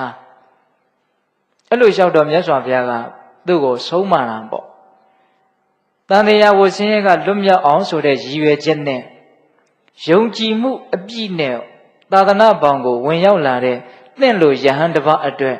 ယခုလိုဖြစ်ရတာဟာမသိတော့ဘူးတဲ့ကိုကလူတယောက်လည်းမဟုတ်ဘဲနဲ့ပေါ့ဆိုလိုတာကနော်ယုံကြည်မှုနဲ့သာသနာပေါင်းဝင်လာတဲ့သင်လိုပုဂ္ဂိုလ်အတွက်ဒီလိုကြီးဖြစ်ရတာမကောင်းဘူးပေါ့အဲ့ဒါယဟန်တော်တွေကိုအဓိကဦးစားပေးပြီးတော့ဆုံးမတဲ့ဒေသနာပါဒီဒေသနာကအဲ့ဒီမှာမြတ်စွာဘုရားကတလက်စတဲ့ဆက်ပြီးတော့တရားကိုဟောတာအနားမှာလည်းယဟန်တွေအများကြီးရှိမှာကိုဟုတ်လားအဲ့ဒီမှာဘာဟောတုံးဆိုတော့ပထမအဲ့ဒီမောလိယဖက္ကုဏကိုပဲဆုံးမတာစိတ္တတဲ့သင်အင်မတန်ရင်းနှီးတဲ့သင်အင်မတန်တန်ရောစဉ်ရှိရတယ်လို့ဆိုတဲ့ပေါ့ခေတ်စကားလေးနဲ့ပြောရရင်အဲ့ဒီဘိက္ခုနီမတွေကိုတစုံတစ်ယောက်သောပုဂ္ဂိုလ်ကမကောင်းစကားအကျိုးကျေးဇူးမဲ့စကားပေါ့စားတဲ့အရာပြောရရင်မကောင်းတာတွေပြောမယ်ဆိုလို့ရှိရင်သင်ရဲ့စိတ်ထဲမှာဘလို့မှဖောက်ပြန်သွားတဲ့သဘောမဖြစ်သင့်ဘူးတဲ့ဖောက်ပြန်သွားတယ်တဲ့ပြောထားတဲ့အသုံးလုံးလေးနော်ဟ ဟုတ်တာပေါ့ဖောက်ပြန်သွားတယ်ဆိုတာပင်ကိုမူရင်းအခြေအနေလေးကနေပြောင်းလဲသွားတာစောတော်တုန်းကကြီးကြီးသားသားလေးကောင်းကောင်းမွန်မွန်လေးဖြစ်နေတဲ့စိတ်ကလေးကကိုချစ်တဲ့ကိုမြတ်နိုးတဲ့လူကိုတစုံတစ်ယောက်ကမကောင်းပြောလိုက်တဲ့အတန်ကိုလည်းကြားလိုက်ရတော့အဲ့လိုစိတ်မျိုးဆက်မဖြစ်တော့စိတ်တစ်မျိုးဖြစ်သွားတယ်အဲ့ဒီစိတ်ကဘယ်လိုစိတ်တုံးမကျေနပ်တဲ့စိတ်အဲ့ဒါဖောက်ပြန်တဲ့စိတ်ပေါ့ဖောက်ပြန်သွားတာအဲ့တော့ငါခင်မင်းရင်းနှီးတဲ့ပုဂ္ဂိုလ်ကိုတပါးသောသူတွေကအပြစ်ပြောတဲ့အခါမျိုးမှာဖောက်ပြန်တဲ့စိတ်မဖြစ်စေရဘူးပြီးတော့ငါရဲ့နှုတ်ကလည်းရုပ်ညံ့တဲ့စကားသံတွေမထွက်စေရဘူးဒါကျင့်သုံးရမယ့်အပိုင်းတွေကိုပြောလာတာဟုတ်တယ်တရားဓမ္မတို့ဦးဇင်းတို့တွေကစိတ်ဖောက်ပြီးရင်နှုတ်ကဆက်ပြီးတော့ဖောက်တာပဲဟုတ်လားစိတ်ကမကြေမနက်ဖြစ်ပြီးရင်အစာတော့နည်းနည်းတော့အောင့်နေသေးတယ်မအောင့်နိုင်ဘူးဆိုရင်ဘာဖြစ်လာမလို့မျက်မှောင်ကျုံပြီးတော့အဲ့ဒါစကားသံခက်ကြမ်းကြမ်းထွက်လာတယ်အဲ့ဒါရုပ်ညံ့တဲ့စကားထွက်လာတာအဲ့ဒါလို့မဖြစ်စေရဘဲနဲ့တဲ့ငါသည်အကျိုးလိုလားတဲ့မေတ္တာစိတ်ကိုဖြစ်စေမယ်ပြစ်မှားတဲ့စိတ်မဖြစ်စေရဘူးဟောဒီတတ္တဝါရဲ့အပေါ်မှာငါမေတ္တာကိုမပြည့်စေရဘူးလို့သင်အဲ့လိုကျင့်ရမယ်တဲ့ကိုမြတ်နိုးတဲ့လူကိုမကောင်းကြောင်းပြောလာရင်အဲ့လိုကျင့်ရမကောင်းကြောင်းပြောယုံမျှမကဘူးလေတကယ်လို့တစုံတစ်ယောက်ကသင်မြတ်နိုးတဲ့ဘိက္ခုနီမတွေကိုသင်ခင်မင်ရင်းနှီးတဲ့ဘိက္ခုနီမတွေကိုလက်နဲ့ရိုက်မယ်ဆိုရင်လည်းပဲသင်အဲ့လိုပဲကျင့်ရမယ်ဟောနော်လက်နဲ့ရိုက်ရင်လည်းကိုယ့်ဟာကိုယ်နေတဲ့အောင်နေရမယ်ဒါကဒေသနာကတော့တော်တော်မြင့်တယ်နော်တရားဓမ္မတို့ဦးဇင်းတို့ရဖို့တော့မလွယ်ဘူးဆိုကြပါစို့မိဘတွေဆိုကိုသားသမီးကိုသူများကလာလုံနေတယ်ဆိုရင်ကနေနိုင်မလားဘယ်နေနိုင်မတော့နော်ဒါကယဟန်တော်တွေကိုဟောတာနော်ယဟန်တော်တွေဆိုတာကတော့ဒါကသူ့အတူရှင်းရှင်းလင်းလင်းကျင့်မယ်ဆိုကျင့်လို့မရဘူးလားရတယ်အဲ့တော့ဒုံးနဲ့ရိုက်မယ်နောက်ဆုံးဓာတ်လက်နဲ့ခုတ်မယ်ဆိုရင်တောင်မှငါသည်ဖောက်ပြန်သောစိတ်ကိုမဖြစ်စေရဘူးယုံညံ့တဲ့စကားမထွက်စေရဘူးမပြတ်သောမေတ္တာဖြင့်ပြစ်မှားတဲ့စိတ်မဖြစ်စေရဘူးဒီတတ္တဝါရဲ့ပုံမှာမေတ္တာစိတ်ကိုဖြစ်စေမယ်ဆိုပေါ့သင်အဲ့လိုကျင့်ရမယ်တဲ့ဒကာဓမ္မတို့ဦးဇင်းတို့အတွက်တော့တိတ်မလွယ်ဘူးပေါ့သို့တော့ဦးဇင်းကတော့ဘုရားဟောတာကိုအကုန်ဟောမှာပဲနော်အေးဒါကတော့ယဟန်တော်တွေအတွက်ကတော့မဖြစ်နိုင်ဘူးလားဖြစ်နိုင်တယ်လူတွေလည်းပဲဒါအကျိုးကျေးဇူးကိုလိုလားတယ်ဆိုရင်ကျင့်မယ်ဆိုရင်ရအောင်ကျင့်မယ်ဆိုရင်မဖြစ်နိုင်ဘူးတော့မဟုတ်ဘူးပေါ့ဖြစ်ဖို့တော့တော်တော်ကြီးတော့ခဲရင်မှာပေါ့ဘာလို့လဲဆိုတော့ဒကာဓမ္မတို့ဦးဇင်းတို့ရဲ့ဘဝမှာကိုချစ်မြတ်နိုးရတဲ့ပုံကိုယ်တွေနဲ့ပတ်သက်ပြီးတော့ဖြစ်တဲ့ကိစ္စတွေကအများကြီးရှိတယ်ပြောရင်းနဲ့အမှတ်ရတာလေးတစ်ခုပြောအောင်မယ်ဦးဇင်းတို့အင်္ဂုတ္တပါဠိတော်မှာလေပေမသုတ်တံဆိုတာရှိတယ်အဲ့ဒီသုတ်တံရဲ့အနှစ်ချုပ်ကလေးကဘာပြောထားလဲဆိုတော့စိတ်ဝင်စားတဲ့အကောက်တယ်ချစ်ချင်းညောင်ချစ်ချင်းလည်းဖြစ်နိုင်တယ်မုန်းချင်းလည်းဖြစ်နိုင်တယ်မုန်းချင်းကြောင့်ချစ်ချင်းလည်းဖြစ်နိုင်တယ်မုန်းချင်းလည်းဖြစ်နိုင်တယ်မျက်စိလဲသွားလားမသိဘူးပြန်ပြောမယ်နော်ချစ်ချင်းကြောင့်ချစ်ချင်းလည်းဖြစ်နိုင်တယ်မုန်းချင်းလည်းဖြစ်နိုင်တယ်မုန်းချင်းကြောင့်ချစ်ချင်းလည်းဖြစ်နိုင်တယ်မုန်းချင်းလည်းဖြစ်နိုင်တယ်အဲ့ဒါဥပမာပြောမယ်နော်ချစ်ချင်းကြောင့်ချစ်ချင်းလည်းဖြစ်နိုင်တယ်မုန်းချင်းလည်းဖြစ်နိုင်တယ်ဆိုတာဘာပြောတာလဲဆိုတော့ကိုအကျိုးလိုလားတဲ့ပုဂ္ဂိုလ်ကိုဒီပြင်လူတွေကလည်းအကျိုးဝိုင်းလိုလားကြတယ်မျက်နှိုးကြတယ်ဆိုဟောအဲ့ဒီလူကိုပါကိုကချစ်မျက်နှိုးသွားတယ်ဆိုကြပါစို့ဥပမာမိဘတွေကိုသားသမီးကိုဘေးကလူတွေကချစ်ကြတယ်ဆိုရင်ကိုသားသမီးကိုချစ်တဲ့လူကကိုဘလို့ဖြစ်သွားတော့ကိုကအဲ့ဒီလူကိုလည်းချစ်မြတ်နိုးသွားတယ်ဒါငါသားသမီးကိုချစ်တဲ့လူကဲသူတို့ပုံမှာမကိုကမတည့်ပေမလို့ကိုသားသမီးနဲ့တည့်တယ်ဆိုရင်ကိုစိတ်ထဲမှာတမျိုးကြည်နူးရတယ်မဟုတ်လားအဲဒါချစ်ချင်းကြောင့်ချစ်ချင်းဖြစ်တာချစ်ချင်းကြောင့်မုန်းချင်းဖြစ်တယ်ဆိုတာကကိုချစ်မြတ်နိုးတဲ့လူကိုတပါးသောသူတွေကမုန်းရတဲ့အကျိုးစီးပွားမဲ့ကိုလုပ်ပြီးဆိုရင်အဲ့ဒီလူကိုကမုန်းတယ်ဆိုကြပါစို့ကိုသားသမီးကိုတစုံတစ်ယောက်ကမုန်းတယ်ဆိုရင်ကိုဘယ်လိုနေမလို့အဲ့ဒီလူကိုမုန်းတယ်အဲ့ဒါဘာဖြစ်တော့ချစ်ချင်းကြောင့်မုန်းခြင်းဖြစ်တာအဲ့ဒါလိုပဲမုန်းခြင်းကြောင့်ချစ်ချင်းဖြစ်နိုင်နေတဲ့ဘယ်လိုဖြစ်နိုင်တော့အံ့ဩစရာသိကောင်းတဲ့စိတ်တွေရဲ့ခံစားချက်တွေကသိလားကိုမုန်းတဲ့လူကိုဝိုင်းမုန်းနေအဲ့ဒီလူကိုချစ်တယ်တဲ့ဟုတ်လားနော်တခါကြီးဒီမိုင်းမြဆိုကြပါစို့ကိုကတော်တော်ရေစက်ဝေးနေတဲ့လူတစ်ယောက်ရှိတယ်အဲ့ဒါကိုဒီပြင်လူကလည်းဟာငါအဲ့ဒီလူကြည့်ကိုမရဘူးကွာဆိုရင်အဲ့ဒီလူနဲ့ကိုယ်နဲ့ကတဖွဲ့တည်းဖြစ်သွားတယ်ဟုတ်လားအဲ့တော့ဘာဖြစ်သွားတော့အဲ့ဒီလူကိုရေစက်နီးသွားတာကိုမုန်းတဲ့လူကိုဝိုင်းမုန်းပေလို့အဲ့ဒီလူကိုချစ်သွားတာဟောမုန်းခြင်းကြောင့်ချစ်ချင်းဖြစ်တာနော်နောက်မုန်းခြင်းကြောင့်မုန်းခြင်းဖြစ်တယ်အဲ့ဒါကဘာလို့ဆိုတော့ကိုမုန်းတဲ့လူကိုချစ်တဲ့လူကိုကလည်းမုန်းနေတဲ့ကိုကြည့်မရတဲ့လူကို तू ကဝိုင်းရည်သက်နီးဆိုအဲ့ဒီလူကကိုကရောပြီးတော့ကြည့်မရတော့ဘူး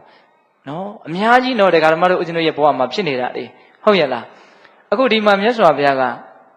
သင်နဲ့အင်မတန်ခင်မင်ရင်းနှီးတဲ့အဲ့ဒီဘိက္ခုနီမတွေကိုမကောင်းကြောင်းပဲပြောလက်နဲ့ပဲပုတ်ရိုက်ဒုံနဲ့ပဲရိုက်ဓာတ်နဲ့ပဲခုတ်သင်ဟာမေတ္တာမပြတ်အောင်နေရမယ်ဟုတ်လား ယုံညံ့တဲ့စကားမထွက်အောင်နေရမယ်အဲ့လိုဆုံးမပြီးတော့မြတ်စွာဘုရားကဘာဖြစ်ဆက်ပြောတော့ဆိုတော့ဂိုင်းနဲ့သူများကိုမကောင်းကြောင်းပြောတာတွေလက်နဲ့ဒုတ်နဲ့ဓာတ်နဲ့ရိုက်ကြပုတ်ကြတာတွေကိုအသာထားလိုက်အောင်သင်ကိုယ်တိုင်ကိုပဲတစုံတစ်ယောက်ကသင်ရှေ့မှာမကောင်းကြောင်းလာပြောလာပြီဟောကိုဒါလိုက်ထိလာပြီနော်အဲ့ဒီအချိန်မျိုးမှာလည်းပဲငါသည်ယုံညံ့တဲ့စကားသာမထွက်စေရဘူးဖောက်ပြန်တဲ့စိတ်မဖြစ်စေရဘူးဒါတော်တော်ခရင်တဲ့ကိစ္စတော့ဒကာဓမ္မတို့ကိုမကောင်းကြောင်းကိုရှေ့လာပြောတာကိုစိတ်မဖောက်အောင်ထိန်ရမှာစိတ်ဖောက်တယ်ဆိုတာကလူတွေကတရားလေးရောက်မှစိတ်ဖောက်တယ်လို့ပြောကြတာနော်ဟုတ်တယ်မို့လားဒါကတရားလေးဖြစ်နေသလားမသိဘူးဟဲ့အခုအဲ့ဒီတရားလေးကမရှိတော့ဘူးနဲ့တူတယ်နော်ပြောနေကြဆိုတော့စကားထွက်သွားတာပေါ့အဲ့တော့မြတ်စွာဘုရားကဒီမှာစိတ်ဖောက်ပြန်ခြင်းဟုတ်လားစိတ်ဖောက်ပြန်ခြင်းကိုတစုံတစ်ယောက်ကအကျိုးမဲ့တွေလာလောက်တာကောင်စိတ်မဖောက်ပြန်စေရဘူးယုံညံ့တဲ့စကားတွေမထွက်စေရဘူးမေတ္တာစိတ်ကိုဖြစ်စေရမယ်လို့သင်အဲ့လိုကျင့်ရမယ်လို့ဒါမောလိယဖကုဏကိုမြတ်နိုးတဲ့လူကိုစော်ကားတာကိုမပြောနဲ့ကိုစော်ကားတဲ့အခါမှာလည်းပဲအဲ့လိုကျင့်ရမယ်ဟောပိတဲ့အဲ့ဒီကြံကုံသွားပြီနော်စကားကအဲ့ဒီလိုမောလိယဖကုဏကိုဆုံးမပြီးတော့မှမြတ်စွာဘုရားကယဟန်တော်တွေဘက်ကိုလှည့်ပြီးတော့စကားဆက်လာပြီဆိုတော့ပြောတော့တာပေါ့ဘာပြောလဲဆိုတော့ချစ်သားတို့တဲ့ဟိုတုန်းကယဟန်တော်တွေဟာအင်မတန်ပြောလို့ဆိုလို့ကောင်းတယ်တဲ့မြတ်စွာဘုရားကသူ့လက်ထက်မှာတင်တောင်းတော့ဒကာကြီးဒီမိုင်မြတ်သိလားအဲ့ဒါမြတ်စွာဘုရားဥပမာလေးနဲ့ပြောတာငါကတထက်သေးစားတာမြတ်စွာဘုရားကတထက်သေးစားရတာဟာကျမ်းမာရေးလည်းကောင်းတယ်အင်မတန်လည်းတန်ဆွမ်းတယ်အေးချမ်းချမ်းပေါ့ပါပါတွတ်လက်လည်းရှိတယ်ဒါကြောင့်သင်္ချစ်သားတို့တထက်သေးစားကြလို့ပြောလိုက်တာနဲ့ယဟန်တွေကအကုန်လုံးအဲ့ဒါတထက်သေးစားကြတာအဲ့ဒါမပြည့်ညက်ရသေးဘူးနော်တထက်သေးစားအဲ့ဒါငါကတတိပေးယုံပဲပေးလိုက်ရတယ်ဆုံးမရတာမဟုတ်ဘူးတဲ့အဲ့ဒီတုန်းကဆိုဘာနဲ့တူတုံးဆိုလို့ရှိရင်လမ်းကောင်းပေါ်မှာအင်မတန်ခြိကြမြည်တဲ့မြင်းကိုစီးပြီးတော့ယထာမောင်းရတယ်လို့မျိုးပေါ့ယထာကိုစီးပြီးတော့လိမ္မာတဲ့မြင်းကိုမောင်းရတယ်လို့မျိုးအခုဆိုရင်တော့လမ်းကောင်းနဲ့အင်မတန်အဆင့်မြင့်တဲ့ကားကိုမောင်းရတယ်လို့မျိုးတက်တောင့်တက်တာဘာမှသိပ်ပြီးတော့ကိုအာယုံဆိုင်ရှာမလို့ပေါ့အခုအဲ့ဒါလို့မဟုတ်ဘူးလို့မြတ်စွာဘုရားကပြောတာပြောရဆိုရနည်းနည်းခက်လာတဲ့သဘောပေါ့အဲ့ဒီမှာမြတ်စွာဘုရားကချစ်သားတို့တဲ့အကုသိုလ်တရားတွေကိုဖယ်ရှားကြကုသိုလ်တရားတွေကိုပြည့်စုံအောင်ကြိုးစားကြ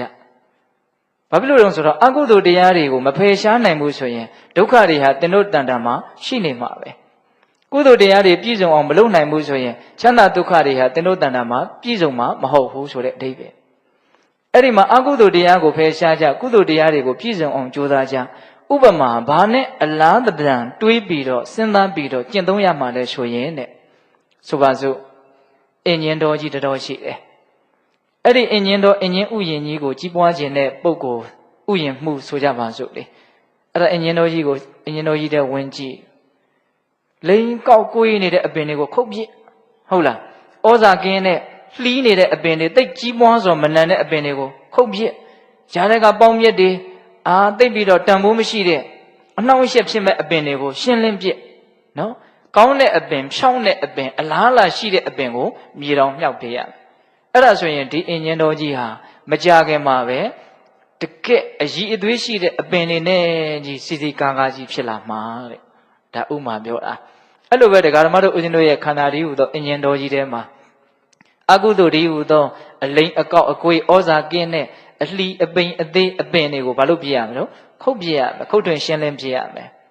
ကုသိုလ်ကောင်းမှုနဲ့တူတဲ့ချောမွေ့တဲ့အလားအလာရှိတဲ့တန်မာတဲ့အပင်တွေကိုပြုစုပြောထောင်ပေးရမယ်အဲ့လိုဆိုလို့ရှိရင်ဒကာဓမ္မတို့ဦးဇင်းတို့ရဲ့ဘဝဟာချမ်းသာခြင်းတရားနဲ့မပြည့်စုံမေဘူးလားပြည့်စုံလိမ့်မယ်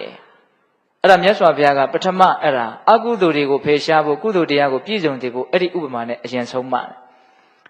ပြီးတော့မှတခါတရားကိုပြန်လှည့်လာပြန်တယ်ဘယ်လိုလှည့်လာလဲဆိုတော့ချစ်သားတို့တဲ့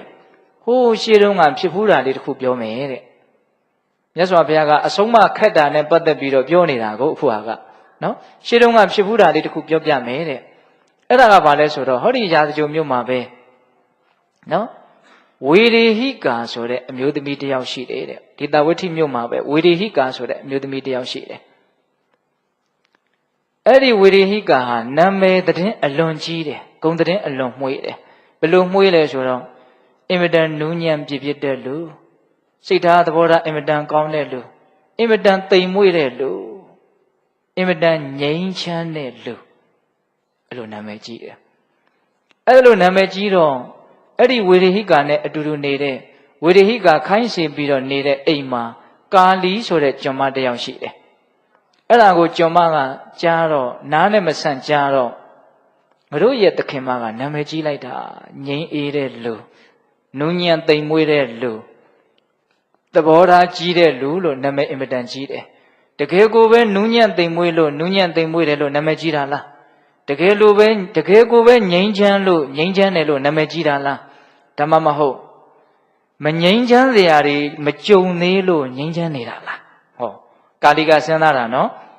သဘောထားမကြီးစရာတွေမကြုံသေးလို့သဘောထားကြီးနေတာလားအဲ့ဒါကိုငါတည်တည်ချာချာသိချင်လိုက်တာအဲ့ဒါသူကအမြဲတမ်းစဉ်းစားနေတာဒီကာလီကအဲ့တော့ငါရဲ့သခင်မဟာအမြဲတမ်းနူးညံ့သိမ်မွေ့တယ်ဆိုတာဖြစ်နိုင်မလားတကယ်ကိုပဲနူးညံ့သိမ်မွေ့တာလားကြမ်းထမ်းစရာမကြုံသေးလို့နူးညံ့နေတာလားအဲ့ဒါကိုသိကျင်တော့ဘာလုပ်လို့ဆိုတော့နောက်နေ့စမ်းမယ်ဆိုပြီးတော့ကာလီကမနဲ့စောစောထနေကြမထဘူးနေထွက်တည်အထိပေးပြီးတော့အိတ်အခဏနေတော့ဝေဒဟိကာကလာပြီးတော့နှိုးတယ်ဟဲ့ထားပါဘာဖြစ်တော့နေမကောင်းလို့လားမသိဘူးပေါ့မတနာတဲ့စိတ်လေးတောင်ရှိတယ်နော်ဘာဖြစ်လို့အိတ်နေတုံးလို့မေးတော့ဘာမှအကြောင်းမရှိပါဘူးတဲ့အိတ်ရှင်လို့အိတ်နေတာဖိတဲ့အဲ့လိုပြောလိုက်တော့ဘယ်ခြေနဲ့ပါမှာတော့အိတ်ရှင်လို့အိတ်နေတာဆိုမျက်နှာတော့ပြက်သွားတာပေါ့အိတ်ရှင်လို့အိတ်နေတာဆိုဘာမှတော့ပြောတော့မပြောသေးဘူးဒါပေမဲ့မျက်နှာပြက်သွားတယ်အဲ့ဒီမျက်နှာပြက်သွားတာကိုဟိုလူကလည်းစမ်းတဲ့လူဆိုတော့မြင်မိအောင်ကိုမြင်တယ်အဲ့ဒါနဲ့တေချာအောင်နောက်နေ့ဆက်ပြီးတော့စမ်းအောင်မယ်ဆိုပေါ့နောက်နေ့လည်းနေထွက်တည်အထိမထအဲ့ဒါနဲ့လာနှိုးတယ်ဟဲ့ကျွန်မထဘလို့အိတ်နေတုံးပေါ့လုံးเสียအလုပ်တွေအကုန်လုံးလစ်ဟင်းကုန်ပြီဘလို့အိတ်နေတုံးဘာမှအကြောင်းမရှိပါဘူးတဲ့အိတ်ချင်လို့အိတ်နေတာအိတ်ချင်လို့အိတ်ရသလားပေါ့ဒီလိုအိတ်လို့ရသလားပေါ့အဲ့ဒီမှာကြမ်းထမ်းတဲ့စကားကိုစပြီးတော့ပြောလာတယ်အစတုန်းကမျက်နှာရင်ပြတ်သွားတာအခုဘာဖြစ်လာပြီတော့စကားချမ်းနေပြောလာတယ်အဲ့တော့ထပ်ပြီးတော့သေချာအောင်ဆိုပြီးတော့နောက်နေ့မထဘူးဒီတိုင်းပဲပြေးပြီးတော့အိတ်နေတာအဲ့တော့တော်တော်ကိုစိတ်တူနေပြီလာတဲ့ကိုစားစိတ်တူနေပြီဟိုကလာနှိုးတဲ့လူကသိလားအမေဘာလို့မထတုံးပေါ့ဘာမှအကြောင်းမရှိပါဘူးအိတ်ချင်လို့ပဲအိတ်နေတယ်အဲ့လိုလဲပြောလိုက်ရောအနီးနားမှာရှိတဲ့တကားဂလန့်နဲ့ကောက်ပြီးတော့ခေါင်းကိုရိုက်ထည့်လိုက်တာခေါင်းခွဲသွားတယ်ရုပ်ရုပ်သေးသေးဖြစ်သွားပြီနော်အဲ့ဒီကြတော့မှကာလီကသေချပြီတို့သခင်မဟာကြမ်းစရာတွေမတွေ့သေးလို့နှုတ်နေတာကိုဟုတ်လားလွယ်တော့မလွယ်ဘူးတော့တကားကမတို့အဲ့လိုစမ်းတဲ့လူနဲ့များတွေ့ရင်တော့အကုန်ကြမှာပဲဒီစာမွေးဝဲက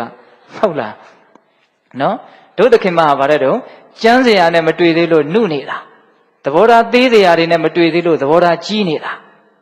အဲ့ဒါနဲ့သူကအရက်ထဲလှည့်ပြီးတော့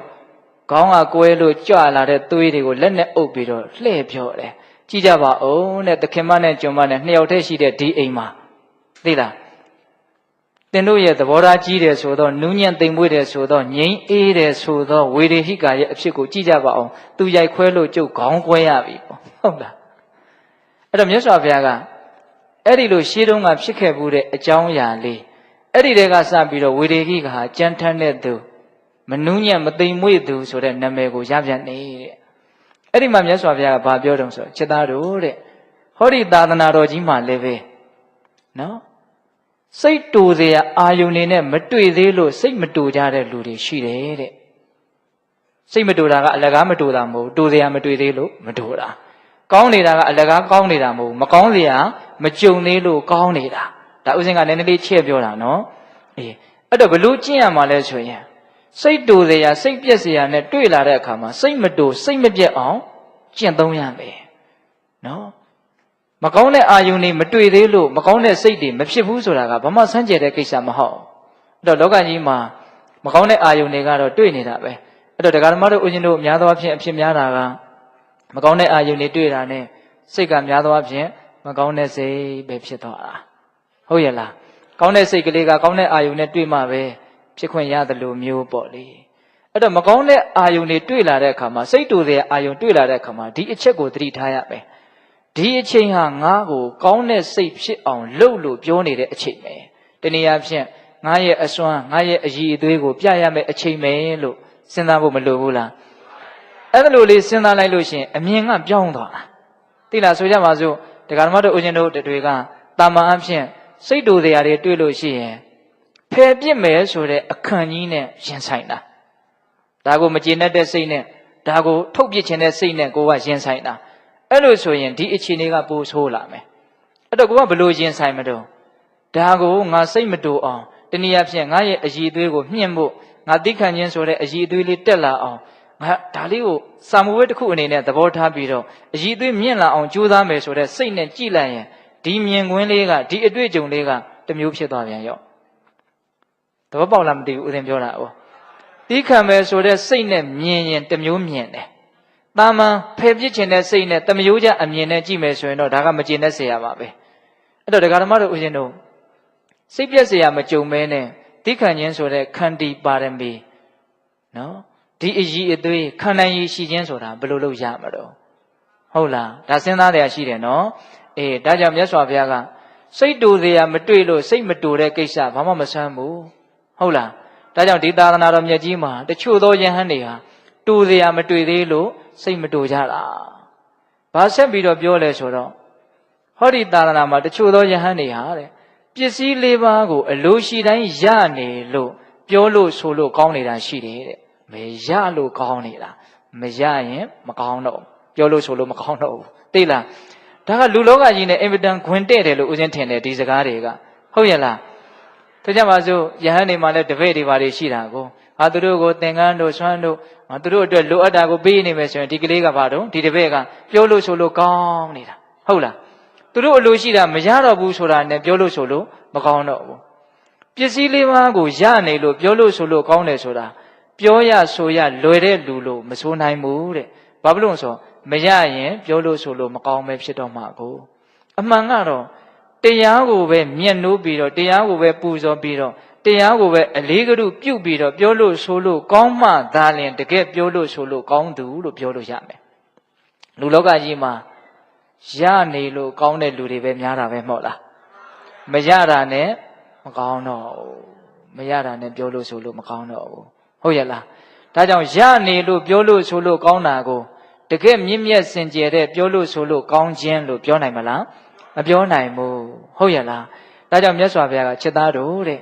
ရသည်ဖြစ်စေမရသည်ဖြစ်စေသူတော်ကောင်းတရားကိုမျက်နှိုးသောအဖြစ်ငါသည်အပြောအဆိုလွယ်တဲ့လူတစ်ယောက်ဖြစ်ရမယ်ယဟန်တစ်ပါးဖြစ်ရမယ်လို့အဲ့ဒါလို့ကျင့်သုံးရမယ်ဆိုတဲ့အဓိပ္ပာယ်နဲ့မြတ်စွာဘုရားကအဲ့ဒီမှာဟောတာ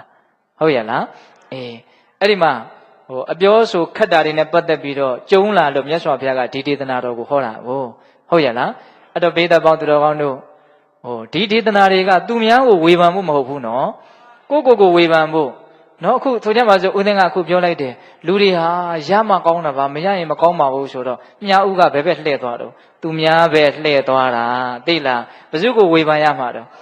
ကိုဝေဖန်ရမှာငါမှာကောအဲ့လိုသဘောမရှိဘူးလားရှိတာပေါ့နော်ရရင်တစ်မျိုးမရရင်တစ်မျိုးနော်အမျိုးမျိုးပါပဲဟုတ်လားတခါကြီးဒီမိုင်းများအမျိုးမျိုးပဲနော်အဲ့လိုအမျိုးမျိုးမဖြစ်စေသင့်ဘူးအမြဲတမ်းသူတော်ကောင်းတရားကိုအလေးကရုပြုပြီးတော့ငါသည်နူးညံ့သိမ်မွေးတဲ့လူပြောလို့ဆိုလို့ကောင်းတဲ့လူဖြစ်အောင်ကြိုးစားမယ်လို့ဒါကြိုးစားရမှာပါမဖြစ်တာကိုအပြစ်တင်နေတာမဟုတ်ဘူးနော်မဖြစ်ရကနေဖြစ်ရကိုသွားရမှာဖြစ်နေတယ်ဆိုရင်လည်းပြောစရာအကြောင်းကသိပ်မရှိပါဘူးဟုတ်ရဲ့လားအေးအဲ့ဒီမှာမြတ်စွာဘုရားကစိတ်သားတို့တဲ့ဟောဒီလောကကြီးမှာစကားလမ်းကြောင်း၅မျိုးရှိတယ်တဲ့ပြီးတဲ့ရေတရားကတဖြည်းဖြည်းနဲ့လက်တွေ့ဆန်းလာပြီနော်စကားလမ်းကြောင်းဘယ်နှမျိုးရှိတော့၅မျိုးရှိတယ်တဲ့အဲ့ဒီစကားလမ်းကြောင်း၅မျိုးနဲ့တွေ့တဲ့ကြုံတဲ့အခါမှာကိုယ့်ရဲ့စိတ်ကိုမဖောက်ပြန်အောင်မေတ္တာစိတ်ဖြစ်အောင်ယုံညံ့တဲ့စကားတွေမထွက်အောင်ကြိုးစားနိုင်ရမယ်ဆိုတဲ့ရည်ရွယ်ချက်နဲ့အဲ့ဒီစကားလမ်းကြောင်း၅မျိုးကိုမြတ်စွာဘုရားကပြောလိုက်မယ်အဲ့ဒီစကားလမ်းကြောင်း၅မျိုးဆိုတာက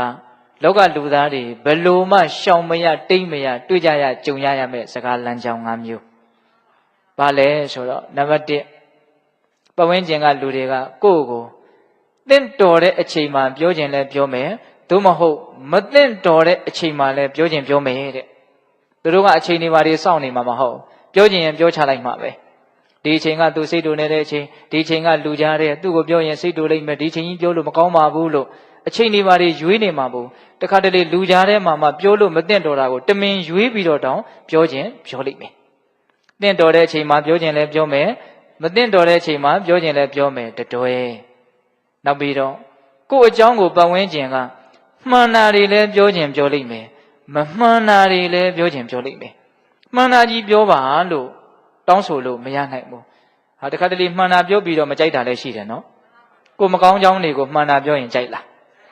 းမကြိုက်ဘူးအဲ့ဒီမှန်တာကြတော့မကြိုက်ဘူးသိလားဘယ်လိုမှန်တာကြတော့ကြိုက်တော့ကောင်းပြီးတော့မှန်တာတွေကြတော့ကြိုက်တာပေါ့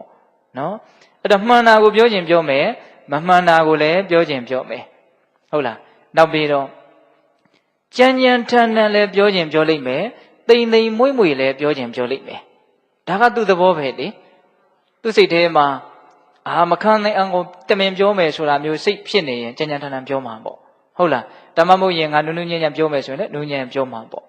နောက်ပြီးတော့အကျိုးအကြောင်းစီလျော်တဲ့သဘာဝယုတ်တိကြတဲ့စကားကိုပြောခြင်းလည်းပြောမယ်သို့မဟုတ်အကျိုးအကြောင်းဘာမှမရှိလျော်တဲ့ဘာအဓိပ္ပာယ်မှမရှိတဲ့စကားတွေကိုပြောခြင်းလည်းပြောမယ်ပြောတဲ့ပုဂ္ဂိုလ်ရဲ့အည်သွေးပေါ်မှာမူတည်မှာပေါ့ဟုတ်လားဒါကိုအကြောင်းတွေကိုသူတို့ပြောလိမ့်မယ်နော်နောက်ပြီးတော့မေတ္တာနဲ့ပြောတာလည်းဖြစ်ခြင်းဖြစ်မယ်ဒေါသပြစ်မှားခြင်းနဲ့ပြောတာလည်းဖြစ်ခြင်းဖြစ်မယ်တဲ့စကားလမ်းကြောင်းဘယ်နှမျိုးတော့၅မျိုးဒါရှောင်မရဘူးတိတ်မရဘူးဒီ၅မျိုးတစ်မျိုးမျိုးနဲ့တော့တွေ့မှာပဲဟုတ်လားတခါကြီးမိုင်းများနော်တင့်တော်တဲ့အခါဖြစ်ခြင်းဖြစ်မယ်မတင့်တော်တဲ့အခါဖြစ်ခြင်းဖြစ်မယ်မှန်တာဖြစ်ခြင်းဖြစ်မယ်မှားတာဖြစ်ခြင်းဖြစ်မယ်ကြမ်းကျင်ကြမ်းမယ်တိမ်မွေ့ခြင်းတိမ်မွေ့မယ်ပြီးတော့ဗာလဲအကျိုးအကြောင်းစီလျော်တာဖြစ်ခြင်းဖြစ်မယ်အကျိုးအကြောင်းမရှိလျော်တာဖြစ်ခြင်းဖြစ်မယ်မေတ္တာနဲ့ပြောတာဖြစ်ခြင်းဖြစ်မယ်ဒေါသနဲ့ပြောတာဖြစ်ခြင်းဖြစ်မယ်ဘယ်လိုအရာတွေပဲပြောပြောဘယ်လိုစကားလမ်းကြောင်းကပဲလာဘာတွေကိုပဲပြောပြောငါရဲ့စိတ်တည်မဖောက်ပြန်စေရဘူးဟောနော်ငါရဲ့နှုတ်ကယုံညံ့တဲ့စကားတွေမထွက်စေရဘူးငါသည်မေတ္တာစိတ်ကိုဖြစ်စေမယ်ပြစ်မှားတဲ့စိတ်မဖြစ်စေရဘူးဟောဒီတတ္တဝါကိုငါဟာမေတ္တာရဲ့အာယုံဖြစ်အောင်လုပ်လိုက်မယ်ဟောဒီစကားလေးကိုအမှတ်ရလို့စောစောကဦးဇင်းကပြောလိုက်တာနော်တတ္တဝါတွေဟာတကယ်တမ်းကတော့ဒေါသဖြစ်ရတာလည်းပဲများသောအားဖြင့်ဒီတတ္တဝါတွေကြောင့်ပဲဒေါသဖြစ်ရဟုတ်လားချစ်ခင်မြတ်နိုးတဲ့အကျိုးလိုလားတဲ့မြင့်မြတ်တဲ့မေတ္တာစိတ်တွေဖြစ်ရတာကိုကဲသူတို့မရှိရင်ဖြစ်နိုင်မလားဖြစ်နိုင်ဘူးဒီတတ္တဝါတွေဒီပင်လေမေတ္တာဖြစ်ခြင်းရဲ့အာယုံဖြစ်မနေဘူးလားဖြစ်နေတယ်ဒါကြောင့်မြတ်စွာဘုရားကတတ္တဝါတွေကိုမေတ္တာရဲ့အာယုံပြုတ်ပြီးတော့အတိုင်းအရှိပမာဏမရှိတဲ့ယံမရှိတဲ့ဘေးမရှိတဲ့ဆင်းရဲခြင်းမရှိတဲ့မေတ္တာတရားကိုငါဖြစ်အောင်ကြိုးစားမယ်လို့အဲ့ဒါလို့ကျင့်ရမယ်တဲ့ဟောအတိုင်းအတာပမာဏမရှိသောဘေးမရှိသောယံမရှိသောဆင်းရဲခြင်းမရှိသောတဲ့မေတ္တာကိုပြောထားတာနော်ဒါကမေတ္တာကိုလှိုက်လိုက်လဲပို့ပြီးတော့မေတ္တာရဲ့အရသာကိုခံစားမှုတဲ့ပုဂ္ဂိုလ်တွေဆိုလို့ရှိရင်မြတ်စွာဘုရားဟောတဲ့တရားတော်တွေကိုအရသာခံတဲ့နေရာမှာအထောက်အကူပို့ပြီးတော့ပြုလိုက်မယ်ဟုတ်ရဲ့လားဒါကြောင့်တတ္တဝါတွေကိုမေတ္တာရဲ့အာယုံဖြစ်စေရမယ်ဆိုတဲ့စကားလေးကိုဦးဇင်းကအင်မတန်သဘောကျတယ်ဟုတ်လားတကယ်တမ်းကတော့ဒီတတ္တဝါတဦးတယောက်ကိုပဲအကြောင်းပြုပြီးတော့မေတ္တာလည်းဖြစ်နိုင်တယ်ဒေါသလည်းဖြစ်နိုင်တယ်နော်ဒါကိုလှုပ်တက်လို့ရှိရင်မေတ္တာဖြစ်မယ်မလှုပ်တက်ရင်တော့ဒေါသဖြစ်မယ်အဲ့တော့ကိုကဘယ်လိုစဉ်းစားရမလဲဘယ်လိုမြင်ရမလဲကိုယ့်ရဲ့အမြင်ပေါ်မှာမူတည်တယ်ဆိုကြပါစို့အတူချုပ်ပဲပြောမယ်ဗျာဒီတတ္တဝါရဲ့မကောင်းခွက်ကိုပဲမြင်မယ်ဆိုတော့သေချာတယ်အဲ့ဒါဒေါသဖြစ်မယ်အမနာပါဝဒတနအမနာပဘာဝဒတနမကောင်းတာကိုပဲမြင်တယ်သိလားအဲ့ဒါဆိုရင်ဘာဖြစ်မလဲဒေါသဖြစ်မယ်ပြမှားတော့မယ်နော်မနာပဘာဝဒတနကောင်းတာကိုမြင်မယ်ဆိုရင်တော့အဲ့ဒါသေချာတယ်မေတ္တာဖြစ်ပဲ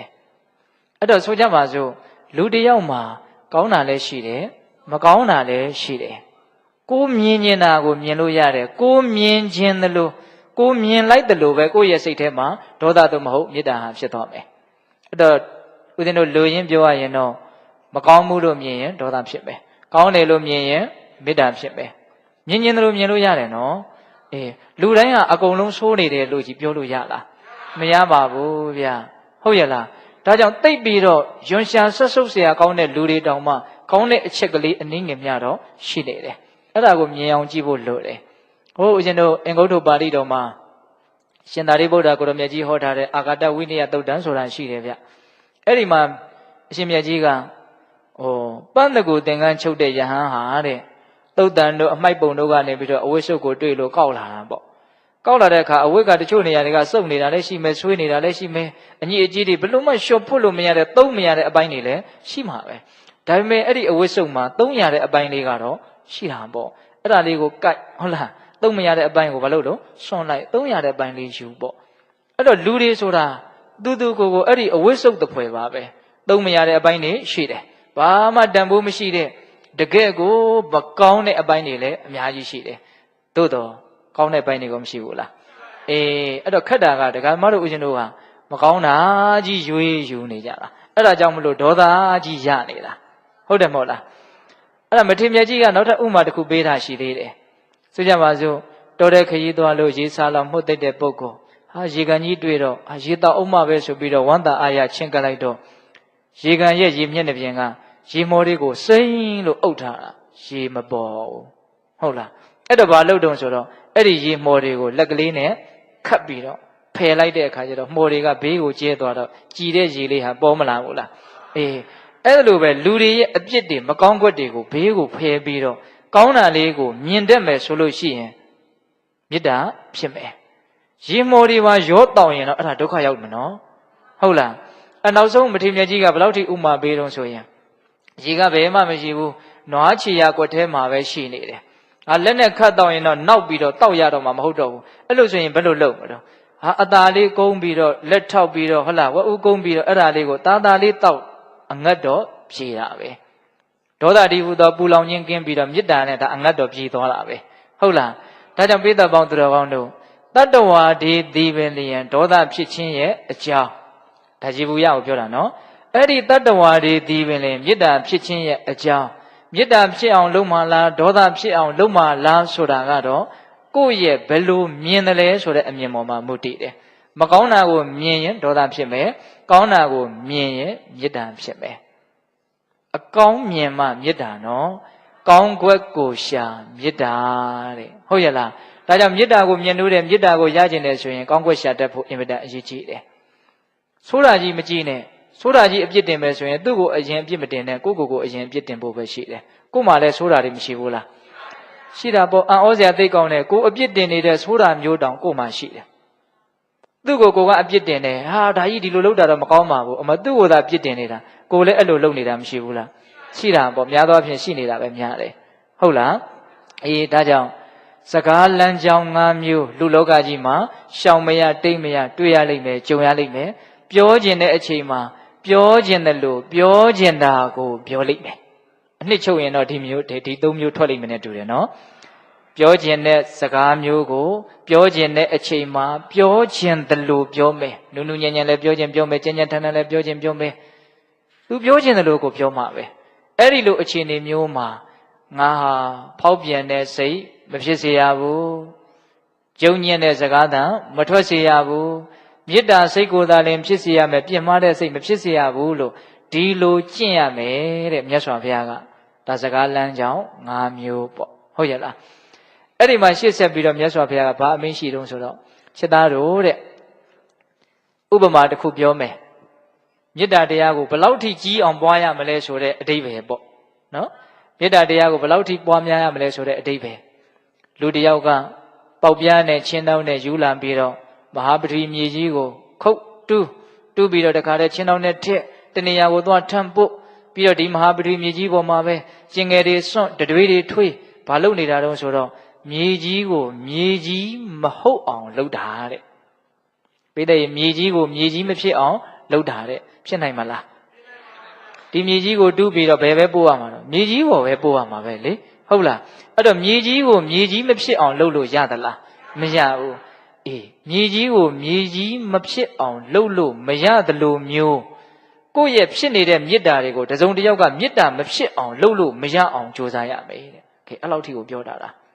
သိလားမြေကြီးကိုဖျက်ဆီးလို့မရတယ်လို့မျိုးကိုမေတ္တာတွေကိုသူများဖျက်ဆီးလို့မရအောင်ကြိုးစားရမယ်ဆိုတဲ့အဓိပ္ပာယ်လို့ဦးဇင်းထင်တယ်ဟုတ်လားအဲ့ဒါပတ်ဝန်းကျင်ကခေါင်းကပြောလာတဲ့စကားလမ်းကြောင်း၅မျိုးကျုံလာတဲ့အခါမှာအဲ့ဒီမြေကြီးကိုဥပမာထားပြီးတော့ငါရဲ့တန်တန်မှာယုံညံ့တဲ့စိတ်တွေမဖြစ်စေရဘူးဖောက်ပြန်တဲ့စိတ်တွေမဖြစ်စေရဘူးနော်ယုံညံ့တဲ့စကားတွေမထွက်စေရဘူးမေတ္တာစိတ်ကိုဖြစ်စေမယ်လို့ အဲ့လိုကျင့်ရမယ်တဲ့မြေကြီးကိုဖျက်ဆီးလို့မရတယ်လို့မျိုးလို့ဥပမာပေးတာနော်ဒါပထမတစ်ချက်ကိုယ့်ရဲ့မေတ္တာကိုဒုနဲ့ဒဲနဲ့ခိုင်ခိုင်မာမာနော်နောက်ထပ်ဒေါသဖြစ်เสียဖြစ်အောင်ဆက်လုပ်လာပြီဆိုရင်ဟာဒါတောက်ထပ်တွေ့တဲ့သင်္ကန်းစာလို့နားလည်ရမယ့်သဘောပေါ့ကိုမကျွမ်းကျင်ဘူးဆိုရင်တော့အဖြေမားတွေထွက်မှာနော်ပု္ပ္ပာတွေဆိုတာကတော့အမျိုးမျိုးလာနေတာပဲလေအစစ်မြင့်တဲ့ပု္ပ္ပာကိုဖြေနိုင်လေလေပညာတတ်လို့လောကီမှာတော့အဲ့လိုမပြောဘူးလားပြောတာပေါ့ဗျဟုတ်တယ်မဟုတ်လားအဲ့လိုပဲဦးဇင်းတို့ဓမ္မနယ်ပယ်တရားရှုတော်ကကြည့်မယ်ဆိုရင်ပိုးပြီးတော့ခက်ခဲနည်းနည်းတဲ့တနည်းအားဖြင့်မေတ္တာဖြစ်ဖို့ပိုးခက်ခဲတဲ့ကိစ္စမှာမေတ္တာဖြစ်အောင်လုပ်နိုင်ပြီဆိုရင်ဒါသူ့ရဲ့အည်သွေးကတော်တော်တက်လာနော်တာမန်အပေါ်မှာတော့သူကတာတာလေးကြော်လွှားသွားနိုင်တယ်လားဒါကြောင့်ပထမပေးလိုက်တဲ့ဥပမာကဘာလဲတော့မြေကြီးကိုမြေကြီးမဖြစ်အောင်လုပ်လို့မရတယ်လို့မျိုးကြိုးစားရမယ်နောက်ပြီးတော့တစုံတစ်ယောက်ကဆေးခွက်တွေနဲ့စုပ်တန်နဲ့ယူလာပြီးတော့ဆေးချင်မယ်ဘယ်ကိုဆေးကချင်မှာတော့ဆိုတော့ကောင်းငင်ကိုချင်မယ်တဲ့ပြီးတဲ့ရေကောင်းငင်ကဆေးချေလို့ရမလားမရဘူး तू ဘလောက်ပဲကြိုးစားကောင်းငင်ကိုစွန့်ထင်းသွားအောင် तू လုပ်လို့မရဘူးဘယ်လိုအယောင်နဲ့မှကောင်းငင်ကိုစွန့်ထင်းသွားအောင် तू မလုပ်နိုင်ဘူးနော်ပဂရိဆေးနဲ့ပဂရိစုပ်တန်နဲ့တော့ကောင်းငင်ကို तू ဆေးချေလို့မရနိုင်ဘူးအဲ့ဒါလိုပဲစကားလမ်းကြောင်း၅မျိုးပတ်ဝန်းကျင်ကကြိုက်တယ်လို့ပြောကြိုက်တဲ့အနေထားနဲ့ပြောကြိုက်တဲ့ပုံစံနဲ့ပြောနော်ငါရဲ့စိတ်နှလုံးမဖောက်ပြန်သေးရဘူးယုံညံ့တဲ့စကားမထွက်စေရဘူးမေတ္တာစိတ်ကိုပဲဖြစ်စေရမယ်လို့လေ့ကျင့်ပြီးတော့ကောင်းငင်ကိုဆေးချေလို့မရတဲ့ပုံစံမျိုးကိုယ့်မေတ္တာကိုသူများဖြစ်စည်းလို့မရအောင်အဲ့ဒီအစဉ်ရောက်အောင်ကြိုးစားရမယ်ဆိုတဲ့အဓိပ္ပာယ်ပေါ့ဟုတ်ရလားနောက်တစ်ချက်ပါပြောတော့လူတယောက်ကမြက်ချောက်တို့ကောက်ရေးချောက်တို့စုစည်းပြီးတော့မီးရှို့ပြီးတော့အဲ့ဒီမြက်မီးရှူးဆိုတာကိုယူသွားပြီးတော့ဘာလုပ်မလုံးဆိုတော့ဂင်္ဂါမြစ်ကိုမီးရှို့မလို့နော်ဘာလုပ်မယ်ဂင်္ဂါမြစ်ကိုမီးရှို့မယ်တုံးတိုင်းရှိနေတဲ့ဒီဂင်္ဂါမြစ်ကြီးကိုမြက်မီးရှူးနဲ့မီးရှို့ဖို့ကြိုးစားတယ်ဘယ်လိုမှမဖြစ်နိုင်ဘူးပေါ့နော်အဲ့ဒီလှုပ်တဲ့လူပဲပင်ပန်းမယ်သူပဲဆင်းရဲမယ်ဂင်္ဂါမြစ်ကတော့မီးလောင်သွားမှာမဟုတ်အဲ့ဒါလိုပဲတရားဓမ္မတို့ဦးဇင်းတို့အနိဋ္ဌာယုန်နေနဲ့တွေ့တဲ့အခါမှာဒေါသမဖြစ်အောင်ကြိုးစားပြီးတော့တိဆောက်ထားတဲ့ဒီမေတ္တာတရားကိုတစုံတစ်ယောက်သောပုဂ္ဂိုလ်ကလမ်းပြီးတော့ဒေါသဖြစ်အောင်မလုံနိုင်ဘူးဆိုလို့ရှိရင်ဒါတော်တော်ကြီးအောင်မြင်တယ်လို့ပြောလို့မရဘူးလားရတယ်ဂင်္ဂါမြစ်ကိုမီးရှို့လို့မရတယ်လို့မျိုးတဲ့ပေးတဲ့ဥမာတွေနော်မြေကြီးကိုမြေကြီးမဖြစ်အောင်လုပ်လို့မရတယ်လို့မျိုးကောင်းငင်ကိုဆေးချေလို့မရတယ်လို့မျိုးဂင်္ဂါမြစ်ကိုမီးရှို့လို့မရတယ်လို့မျိုးနောက်ပြီးတော့ဗာဆက်ပြောတယ်ဆိုတော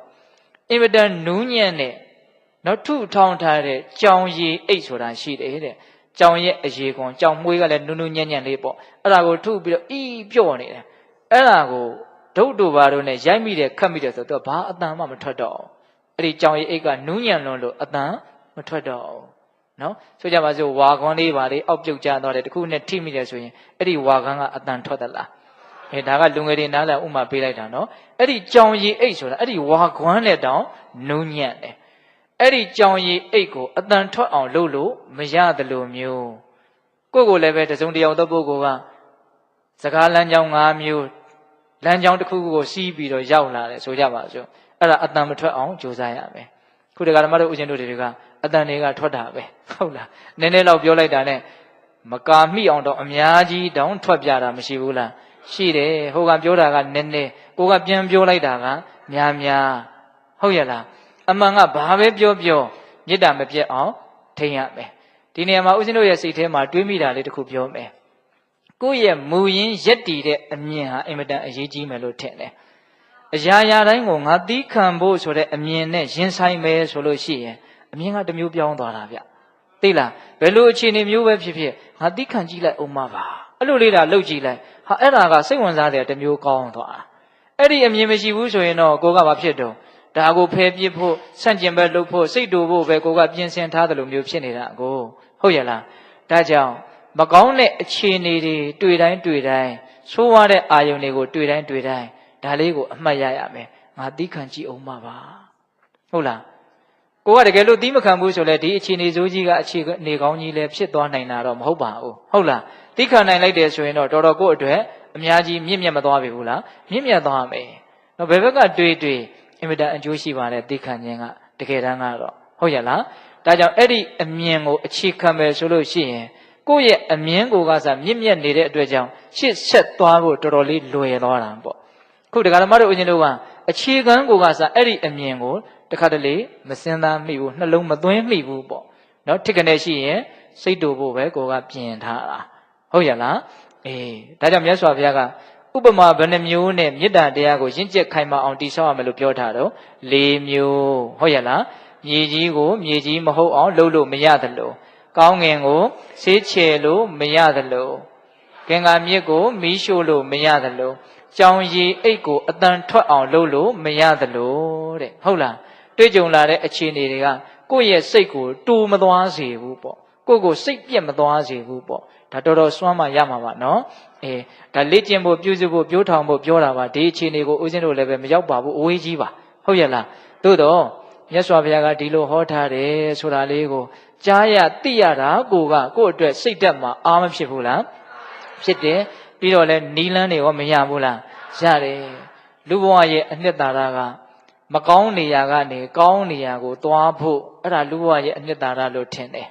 ဟုတ်လားဆိုးတာတွေကိုကောင်းအောင်လုပ်ဖို့အစင်မပြေတာတွေကိုအစင်ပြေအောင်လုပ်ဖို့ယုံညံ့တဲ့စိတ်တွေဖြစ်နေကြကနေမြင့်မြတ်တဲ့စိတ်တွေအစားထိုးဖြစ်လာနိုင်အောင်ကြိုးစားဖို့ဒါလူဘဝရဲ့အနှစ်သာရပဲလေဟုတ်လားပစ္စည်းဥစ္စာရှာကြတယ်ဆိုတာကခန္ဓာဝန်ရှိနေလို့မဖြစ်လို့လုပ်ရတဲ့ကိစ္စတွေပါအဲ့ဒါကဟုတ်တယ်မဟုတ်လားဒါလည်းလုပ်ရမှာပါမလုပ်လို့မဖြစ်ပါဘူးသို့တော့ဉာဏ်ရှိတဲ့အသိရှိတဲ့လူတွေအတွက်ဘဝရဲ့တန်ဖိုးဘဝရဲ့အနှစ်သာရဆိုတာမကောင်းရာကနေကောင်းရာကိုဘယ်လောက်သွားနိုင်တယ်လဲဟုတ်လားယုံညံ့ရာကနေမြင့်မြတ်ရာကိုဘယ်လောက်သွားနိုင်တယ်လဲတဲ့ပြောရရင်ဒေါသကနေမေတ္တာကိုဘယ်လောက်ကူးပြောင်းသွားနိုင်လဲဟုတ်လားလောဘကနေအလောဘကိုဘယ်လောက်ကူးပြောင်းသွားနိုင်လဲအဝိဇ္ဇာဆိုတဲ့မောဟကနေပညာဆိုတဲ့သိခြင်းစီကိုဘယ်လောက်သွားနိုင်တယ်လဲဒါပဲဟုတ်တယ်မဟုတ်လားနော်လောဘဒေါသမောဟဆိုတာအခြေခံတွေရှိမနေဘူးလားရှိနေတယ်နော်အဲ့ဒီအခြေအနေကနေပြီးတော့အလောဘအဒေါသအမောဟတွေဖြစ်အောင်ဘယ်လောက်လုံနိုင်တယ်လဲဆိုတာပေါ့မူတည်ပြီးတော့လူဘဝရဲ့တန်ဖိုးဆိုတာကိုအကဲဖြတ်ကြရမှာပါဟုတ်ရဲ့လားခုဦးဇင်းတို့ဒီကနေ့ပြောတာကဒေါသကနေမေတ္တာဖြစ်အောင်ဘယ်လောက်လုံနိုင်မလဲတတ်ထပ်ပူပြီးတော့တဲ့ပြောရရင်ဒေါသဖြစ်เสียကျုံးလာတဲ့အခါမှာဒေါသမဖြစ်ဖဲနဲ့အဲ့ဒီဒေါသဖြစ်เสียအာယုံသည်ပင်လျင်မေတ္တာဖြစ်အောင်လုပ်လိုက်မယ်ဆိုတဲ့အခြေအနေမျိုးပေါ့အစိတ်ကိုပင်လျင်ဆေးဖြစ်အောင်ဖန်တီးမယ်ဆိုတဲ့အဓိပ္ပာယ်ပေါ့ဟုတ်ရဲ့လားပြောတဲ့စကားတွေကတော့အင်မတန်ကြီးရယ်နော်ဦးဇင်းတို့လည်းပဲဒါအများကြီးတက်နိုင်လို့လုံနိုင်လို့ပြောတာမဟုတ်ဘူးဟုတ်လားမြတ်စွာဘုရားဟောထားတဲ့သုတ်တန်ဒေသနာတော်တွေကိုအရှိအတိုင်းကြည်ကြပြန့်ပြန့်နားလည်စေခြင်းလို့ဒါဦးဇင်းတို့ပြောတာပါတချို့လည်းကြားပူပြီးသားပါဟုတ်လားအဲ့တော့ဦးဇင်းတို့ကကစုပမာသုတ်တန်လွှဥပမာလို့ပြောခဲ့တယ်လွှကပါကုန်မပါသေးဘူးဟုတ်လားအဲ့ဒါအခုကြမှာလွှကလာမှသိလားတော့နည်းနည်းလေးလို့ဦးဇင်းကလည်းပြောခဲ့ပါတယ်နော်အဲ့တော့ဗာဆက်ပြီးတော့မြတ်စွာဘုရားအမိန့်ရှိတော့ဆိုတော့သူကအကြီးဆုံးကိုနောက်ဆုံးမှပြောတဲ့သဘောပါပဲဟုတ်လားမြတ်စွာဘုရားကတရားဒေသနာဟောတဲ့နေရာမှာတတလေးကနေလာတယ်ဟုတ်လားတဖြည်းဖြည်းနဲ့နဲ့အဲ့လိုသွားတာဟုတ်လားအခုဗာဆက်ပြောတော့ဆိုခြေသားတို့တဲ့အယိုးနှစ်ဖက်တက်ထားတဲ့လွှဖြင့်ကိုမုန်းတဲ့ရန်သူတွေကတကယ်လို့ကိုယ့်ရဲ့အင်္ဂါကြီးငယ်ခြေလက်အင်္ဂါတွေကိုဖြတ်တောက်ပြီးဆိုကြပါစို့တဲ့အဲ့ဒီအခြေအနေမျိုးမှာစိတ်တူမယ်စိတ်ဆိုးမယ်စိတ်ပြက်မယ်ဆိုရင်အဲ့ဒါငါဘုရားရဲ့အဆုံးအမကိုလိုက်နာကျင့်သုံးရမရောက်ဘူးတဲ့အဲ့လောက်ထိဟောတာနော်အင်္ဂါကြီးငယ်ကိုလွှတ်နဲ့ဖြတ်လို့စိတ်ဆိုးမယ်ဆိုရင်အဲ့ဒီစိတ်ဆိုးခြင်းကြောင့်ငါဘုရားရဲ့အဆုံးအမကိုလိုက်နာရမမြည်တဲ့အဲ့လိုပြောတာအဲ့လိုပြောပြီးတော့မြတ်စွာဘုရားက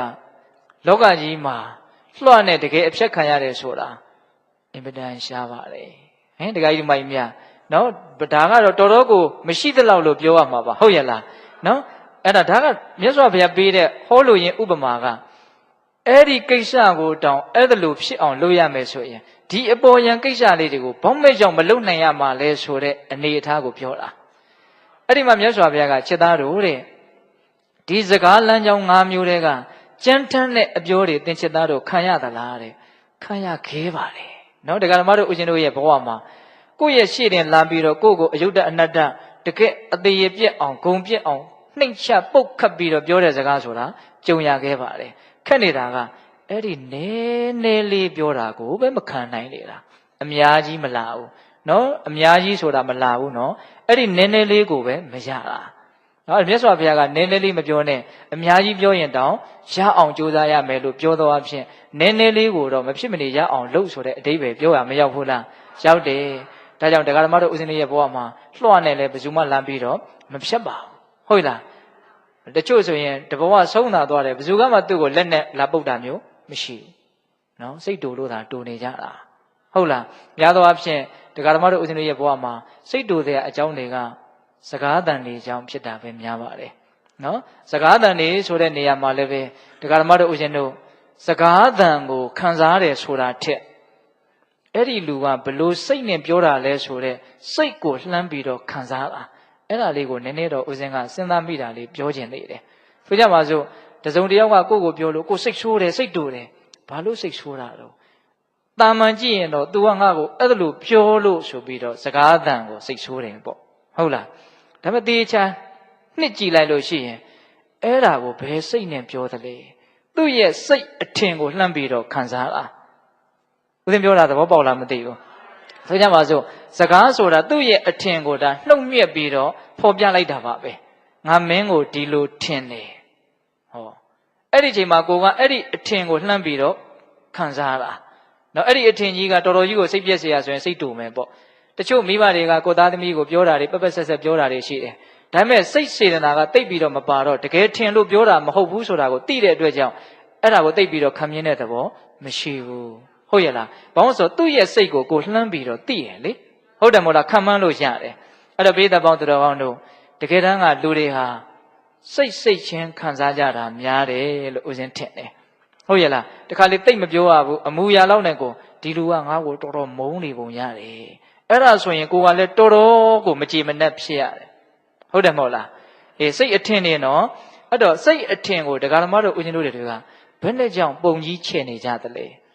သူ့စိတ်အထင်ဟာသူ့စိတ်ထဲမှာပဲဖြစ်ပေါ်လာတဲ့အတွေးလေးတစ်ခုပဲခဏလေးဖြစ်ပြီးတော့ခဏလေးပဲမရှိတော့ပါဘူးစစ်ပေါက်အကုန်လုံးကိုတရားဓမ္မတို့အသေးစိတ်ပြီးတော့နားလည်လို့ရှိရင်ဒါနည်းနည်းပိုးပြီးတော့လွယ်ကူတဲ့သဘောရှိတယ်ဦးသင်ပြောတာတွေနားလည်ကြလားမသိဘူးနော်အဲ့တော့စကားသံဆိုရင်လည်းစကားသံကိုဝေဖန်ခွဲခြမ်းလိုက်ပေါ့ဒါစိတ်တူစရာဟုတ်သလားစကားသံကိုတကယ်ဝေဖန်တတ်မယ်ဆိုလို့ရှိရင်စကားသံထဲမှာစိတ်တူစရာမရှိတာတော့အမှန်ပဲနော်စကားသံဆိုတာကအကုန်လုံးရောပြီးတိဆောက်ပြီးတော့မှပုံဖော်ပြီးတော့မှအဓိပ္ပာယ်ကောက်ကြလားသိလားအဓိပ္ပာယ်ကောက်တော့လဲပါတော့သူ့စိတ်ထဲကအထင်လို့ပဲနောက်ဆုံးတော့အဖြေထွက်လာတာအဲ့တော့အဲ့ဒီစိတ်အထင်ဆိုတာကောဘာတုံးဆိုတော့ဘာမှမဟုတ်အဲ့ဒီစိတ်အထင်ကလည်းစိတ်အထင်ဆိုတာဘလောက်လေးနဲ့တုံးဘလောက်မှမလေးနဲ့ဘူးအရေးအယောင်သဘောမျိုးပါပဲဟုတ်လားရုပ်ကမှမျက်စိနဲ့မြင်ရသေးတယ်စိတ်ကထင်ပြီးသွားပြီဟုတ်လားဒါသူများရဲ့စိတ်အထင်ကိုအလေးကရုပြုနေတဲ့သဘောဒါကြောင့်လောဘတွေဒေါသတွေအများကြီးဖြစ်ရတာဆိုကြပါစို့ဒါဒေါသဖြစ်တဲ့ကိစ္စကိုပြောတာနော်တစုံတယောက်ကိုတော်တော်ဆွဲလန်းတယ်ချစ်ရတယ်မျက်နှိုးရတယ်ဆိုတဲ့သဘောတွေကမရှိဘူးလားရှိတယ်အဲ့ဒါကိုလည်းများသောအားဖြင့်စိတ်ကိုပဲလှမ်းပြီးတော့မမောကြတာများပါတယ်အရှင်းဆုံးပြောရရင်ကင်စိတ်မရှိတော့ဘူးဆိုလို့ရှိရင်ကင်မျက်နှိုးလို့ရသေးလားစိတ်မရှိတော့ဘူးဆိုဘာဖြစ်သွားလဲအသေးကောင်ဖြစ်သွားပြီလေဟုတ်တယ်မို့လားစိတ်အထင်အဲ့တော့သူကကိုယ့်အပေါ်မှာတော်တော်မျက်နှိုးတယ်သူကကိုယ့်ကိုအကောင်းထင်တယ်ဆိုတာလေးကိုပဲကိုကပြန်ပြီးတော့အဲ့ဒါလေးကိုအစွဲပြုတ်ပြီးတော့မျက်နှိုးရတဲ့သဘောကိုကလည်းပို့ပြီးတော့တန်ဖိုးထားရတဲ့သဘောလေးတွေပြန်မဖြစ်ဘူးလားဖြစ်တယ်အဲ့တော့ဒီစိတ်အထင်ကိုတရားဓမ္မတို့ဦးဇင်းတို့တွေဟာအလွန်ပုံကြီးချဲ့ကြတယ်အလွန်ခံစားကြတယ်ဆိုတာကိုနားလည်ဖို့လိုတယ်ဒေါသဖြစ်ရင်လည်းများသောအားဖြင့်အချင်းချင်းဖြစ်ရင်အဲ့ဒီစိတ်အထင်ကိုအခြေခံဖြစ်တယ်လောဘဖြစ်ရင်လည်းများသောအားဖြင့်အဲ့ဒီတိုင်းပဲဒါသူ့ရဲ့စိတ်အထင်နော်သူ့ရဲ့စိတ်အထင်ဒီဘာမှမခိုင်မြဲတယ်လို့ gain ကိုယ့်ရဲ့စိတ်အထင်ကဘာခိုင်မြဲတော့ဘာမှမခိုင်မြဲဘူးဒါကြောင့်စိတ်အထင်လေးတွေကိုလည်းပဲ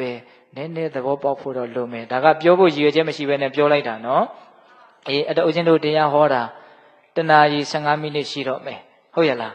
းအဲ့မှာမြတ်စွာဘုရားကနေကုန်းကျုပ်စစ်သားတို့တဲ့လွှတ်နဲ့လည်းပဲဘယ်သူမှလာပြီးတော့မတိုက်ပါဘူးနော်တကယ်ကတော့ဟုတ်လာ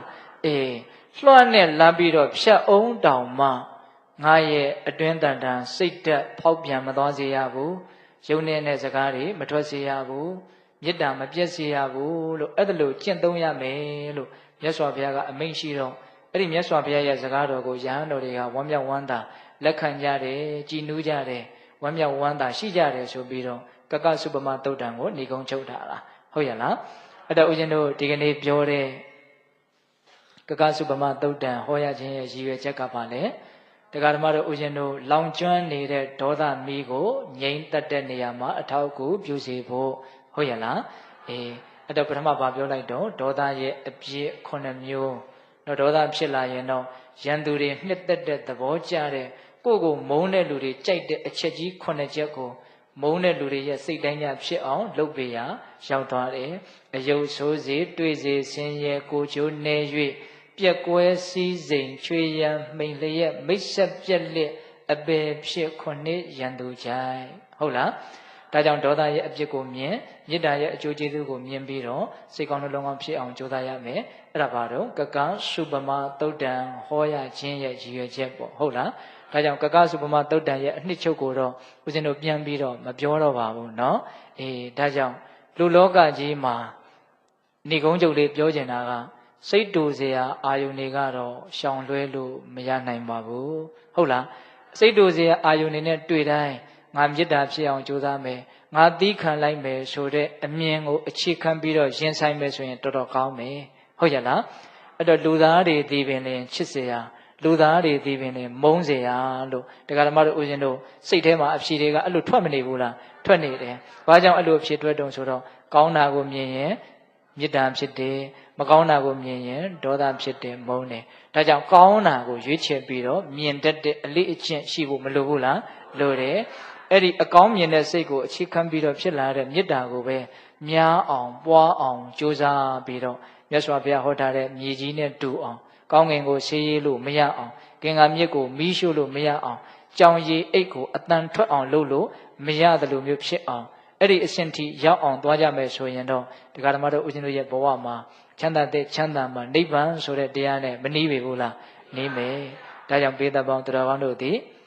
ဒီဟောကြားခဲ့တဲ့ဒေသနာတော်တွေကိုအာကိုအာရာပြုပြီးတော့မိမိတို့ရဲ့အကျိုးမဲ့ကိုပြုလုပ်နေတဲ့တောက်လောင်နေတဲ့ဒေါသမီးကိုငြိမ့်သက်နိုင်ကြတဲ့သူတော်ကောင်းတွေဖြစ်ကြပါစေလို့ဦးဇင်းတို့ဆန္ဒပြုပြီးတော့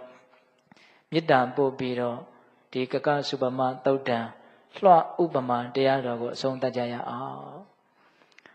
ဘဝတုသဗ္ဗမင်္ဂလာရခန္တုသဗ္ဗဒေဝတာသဗ္ဗဗုဒ္ဓ ानु ဘာဝေနတရာဒုက္ခိဘွန်တုတေဘဝတုသဗ္ဗမင်္ဂလာရခန္တုသဗ္ဗဒေဝတာသဗ္ဗဓမ္မာနုဘာဝေနတရာဒုက္ခိဘွန်တုတေ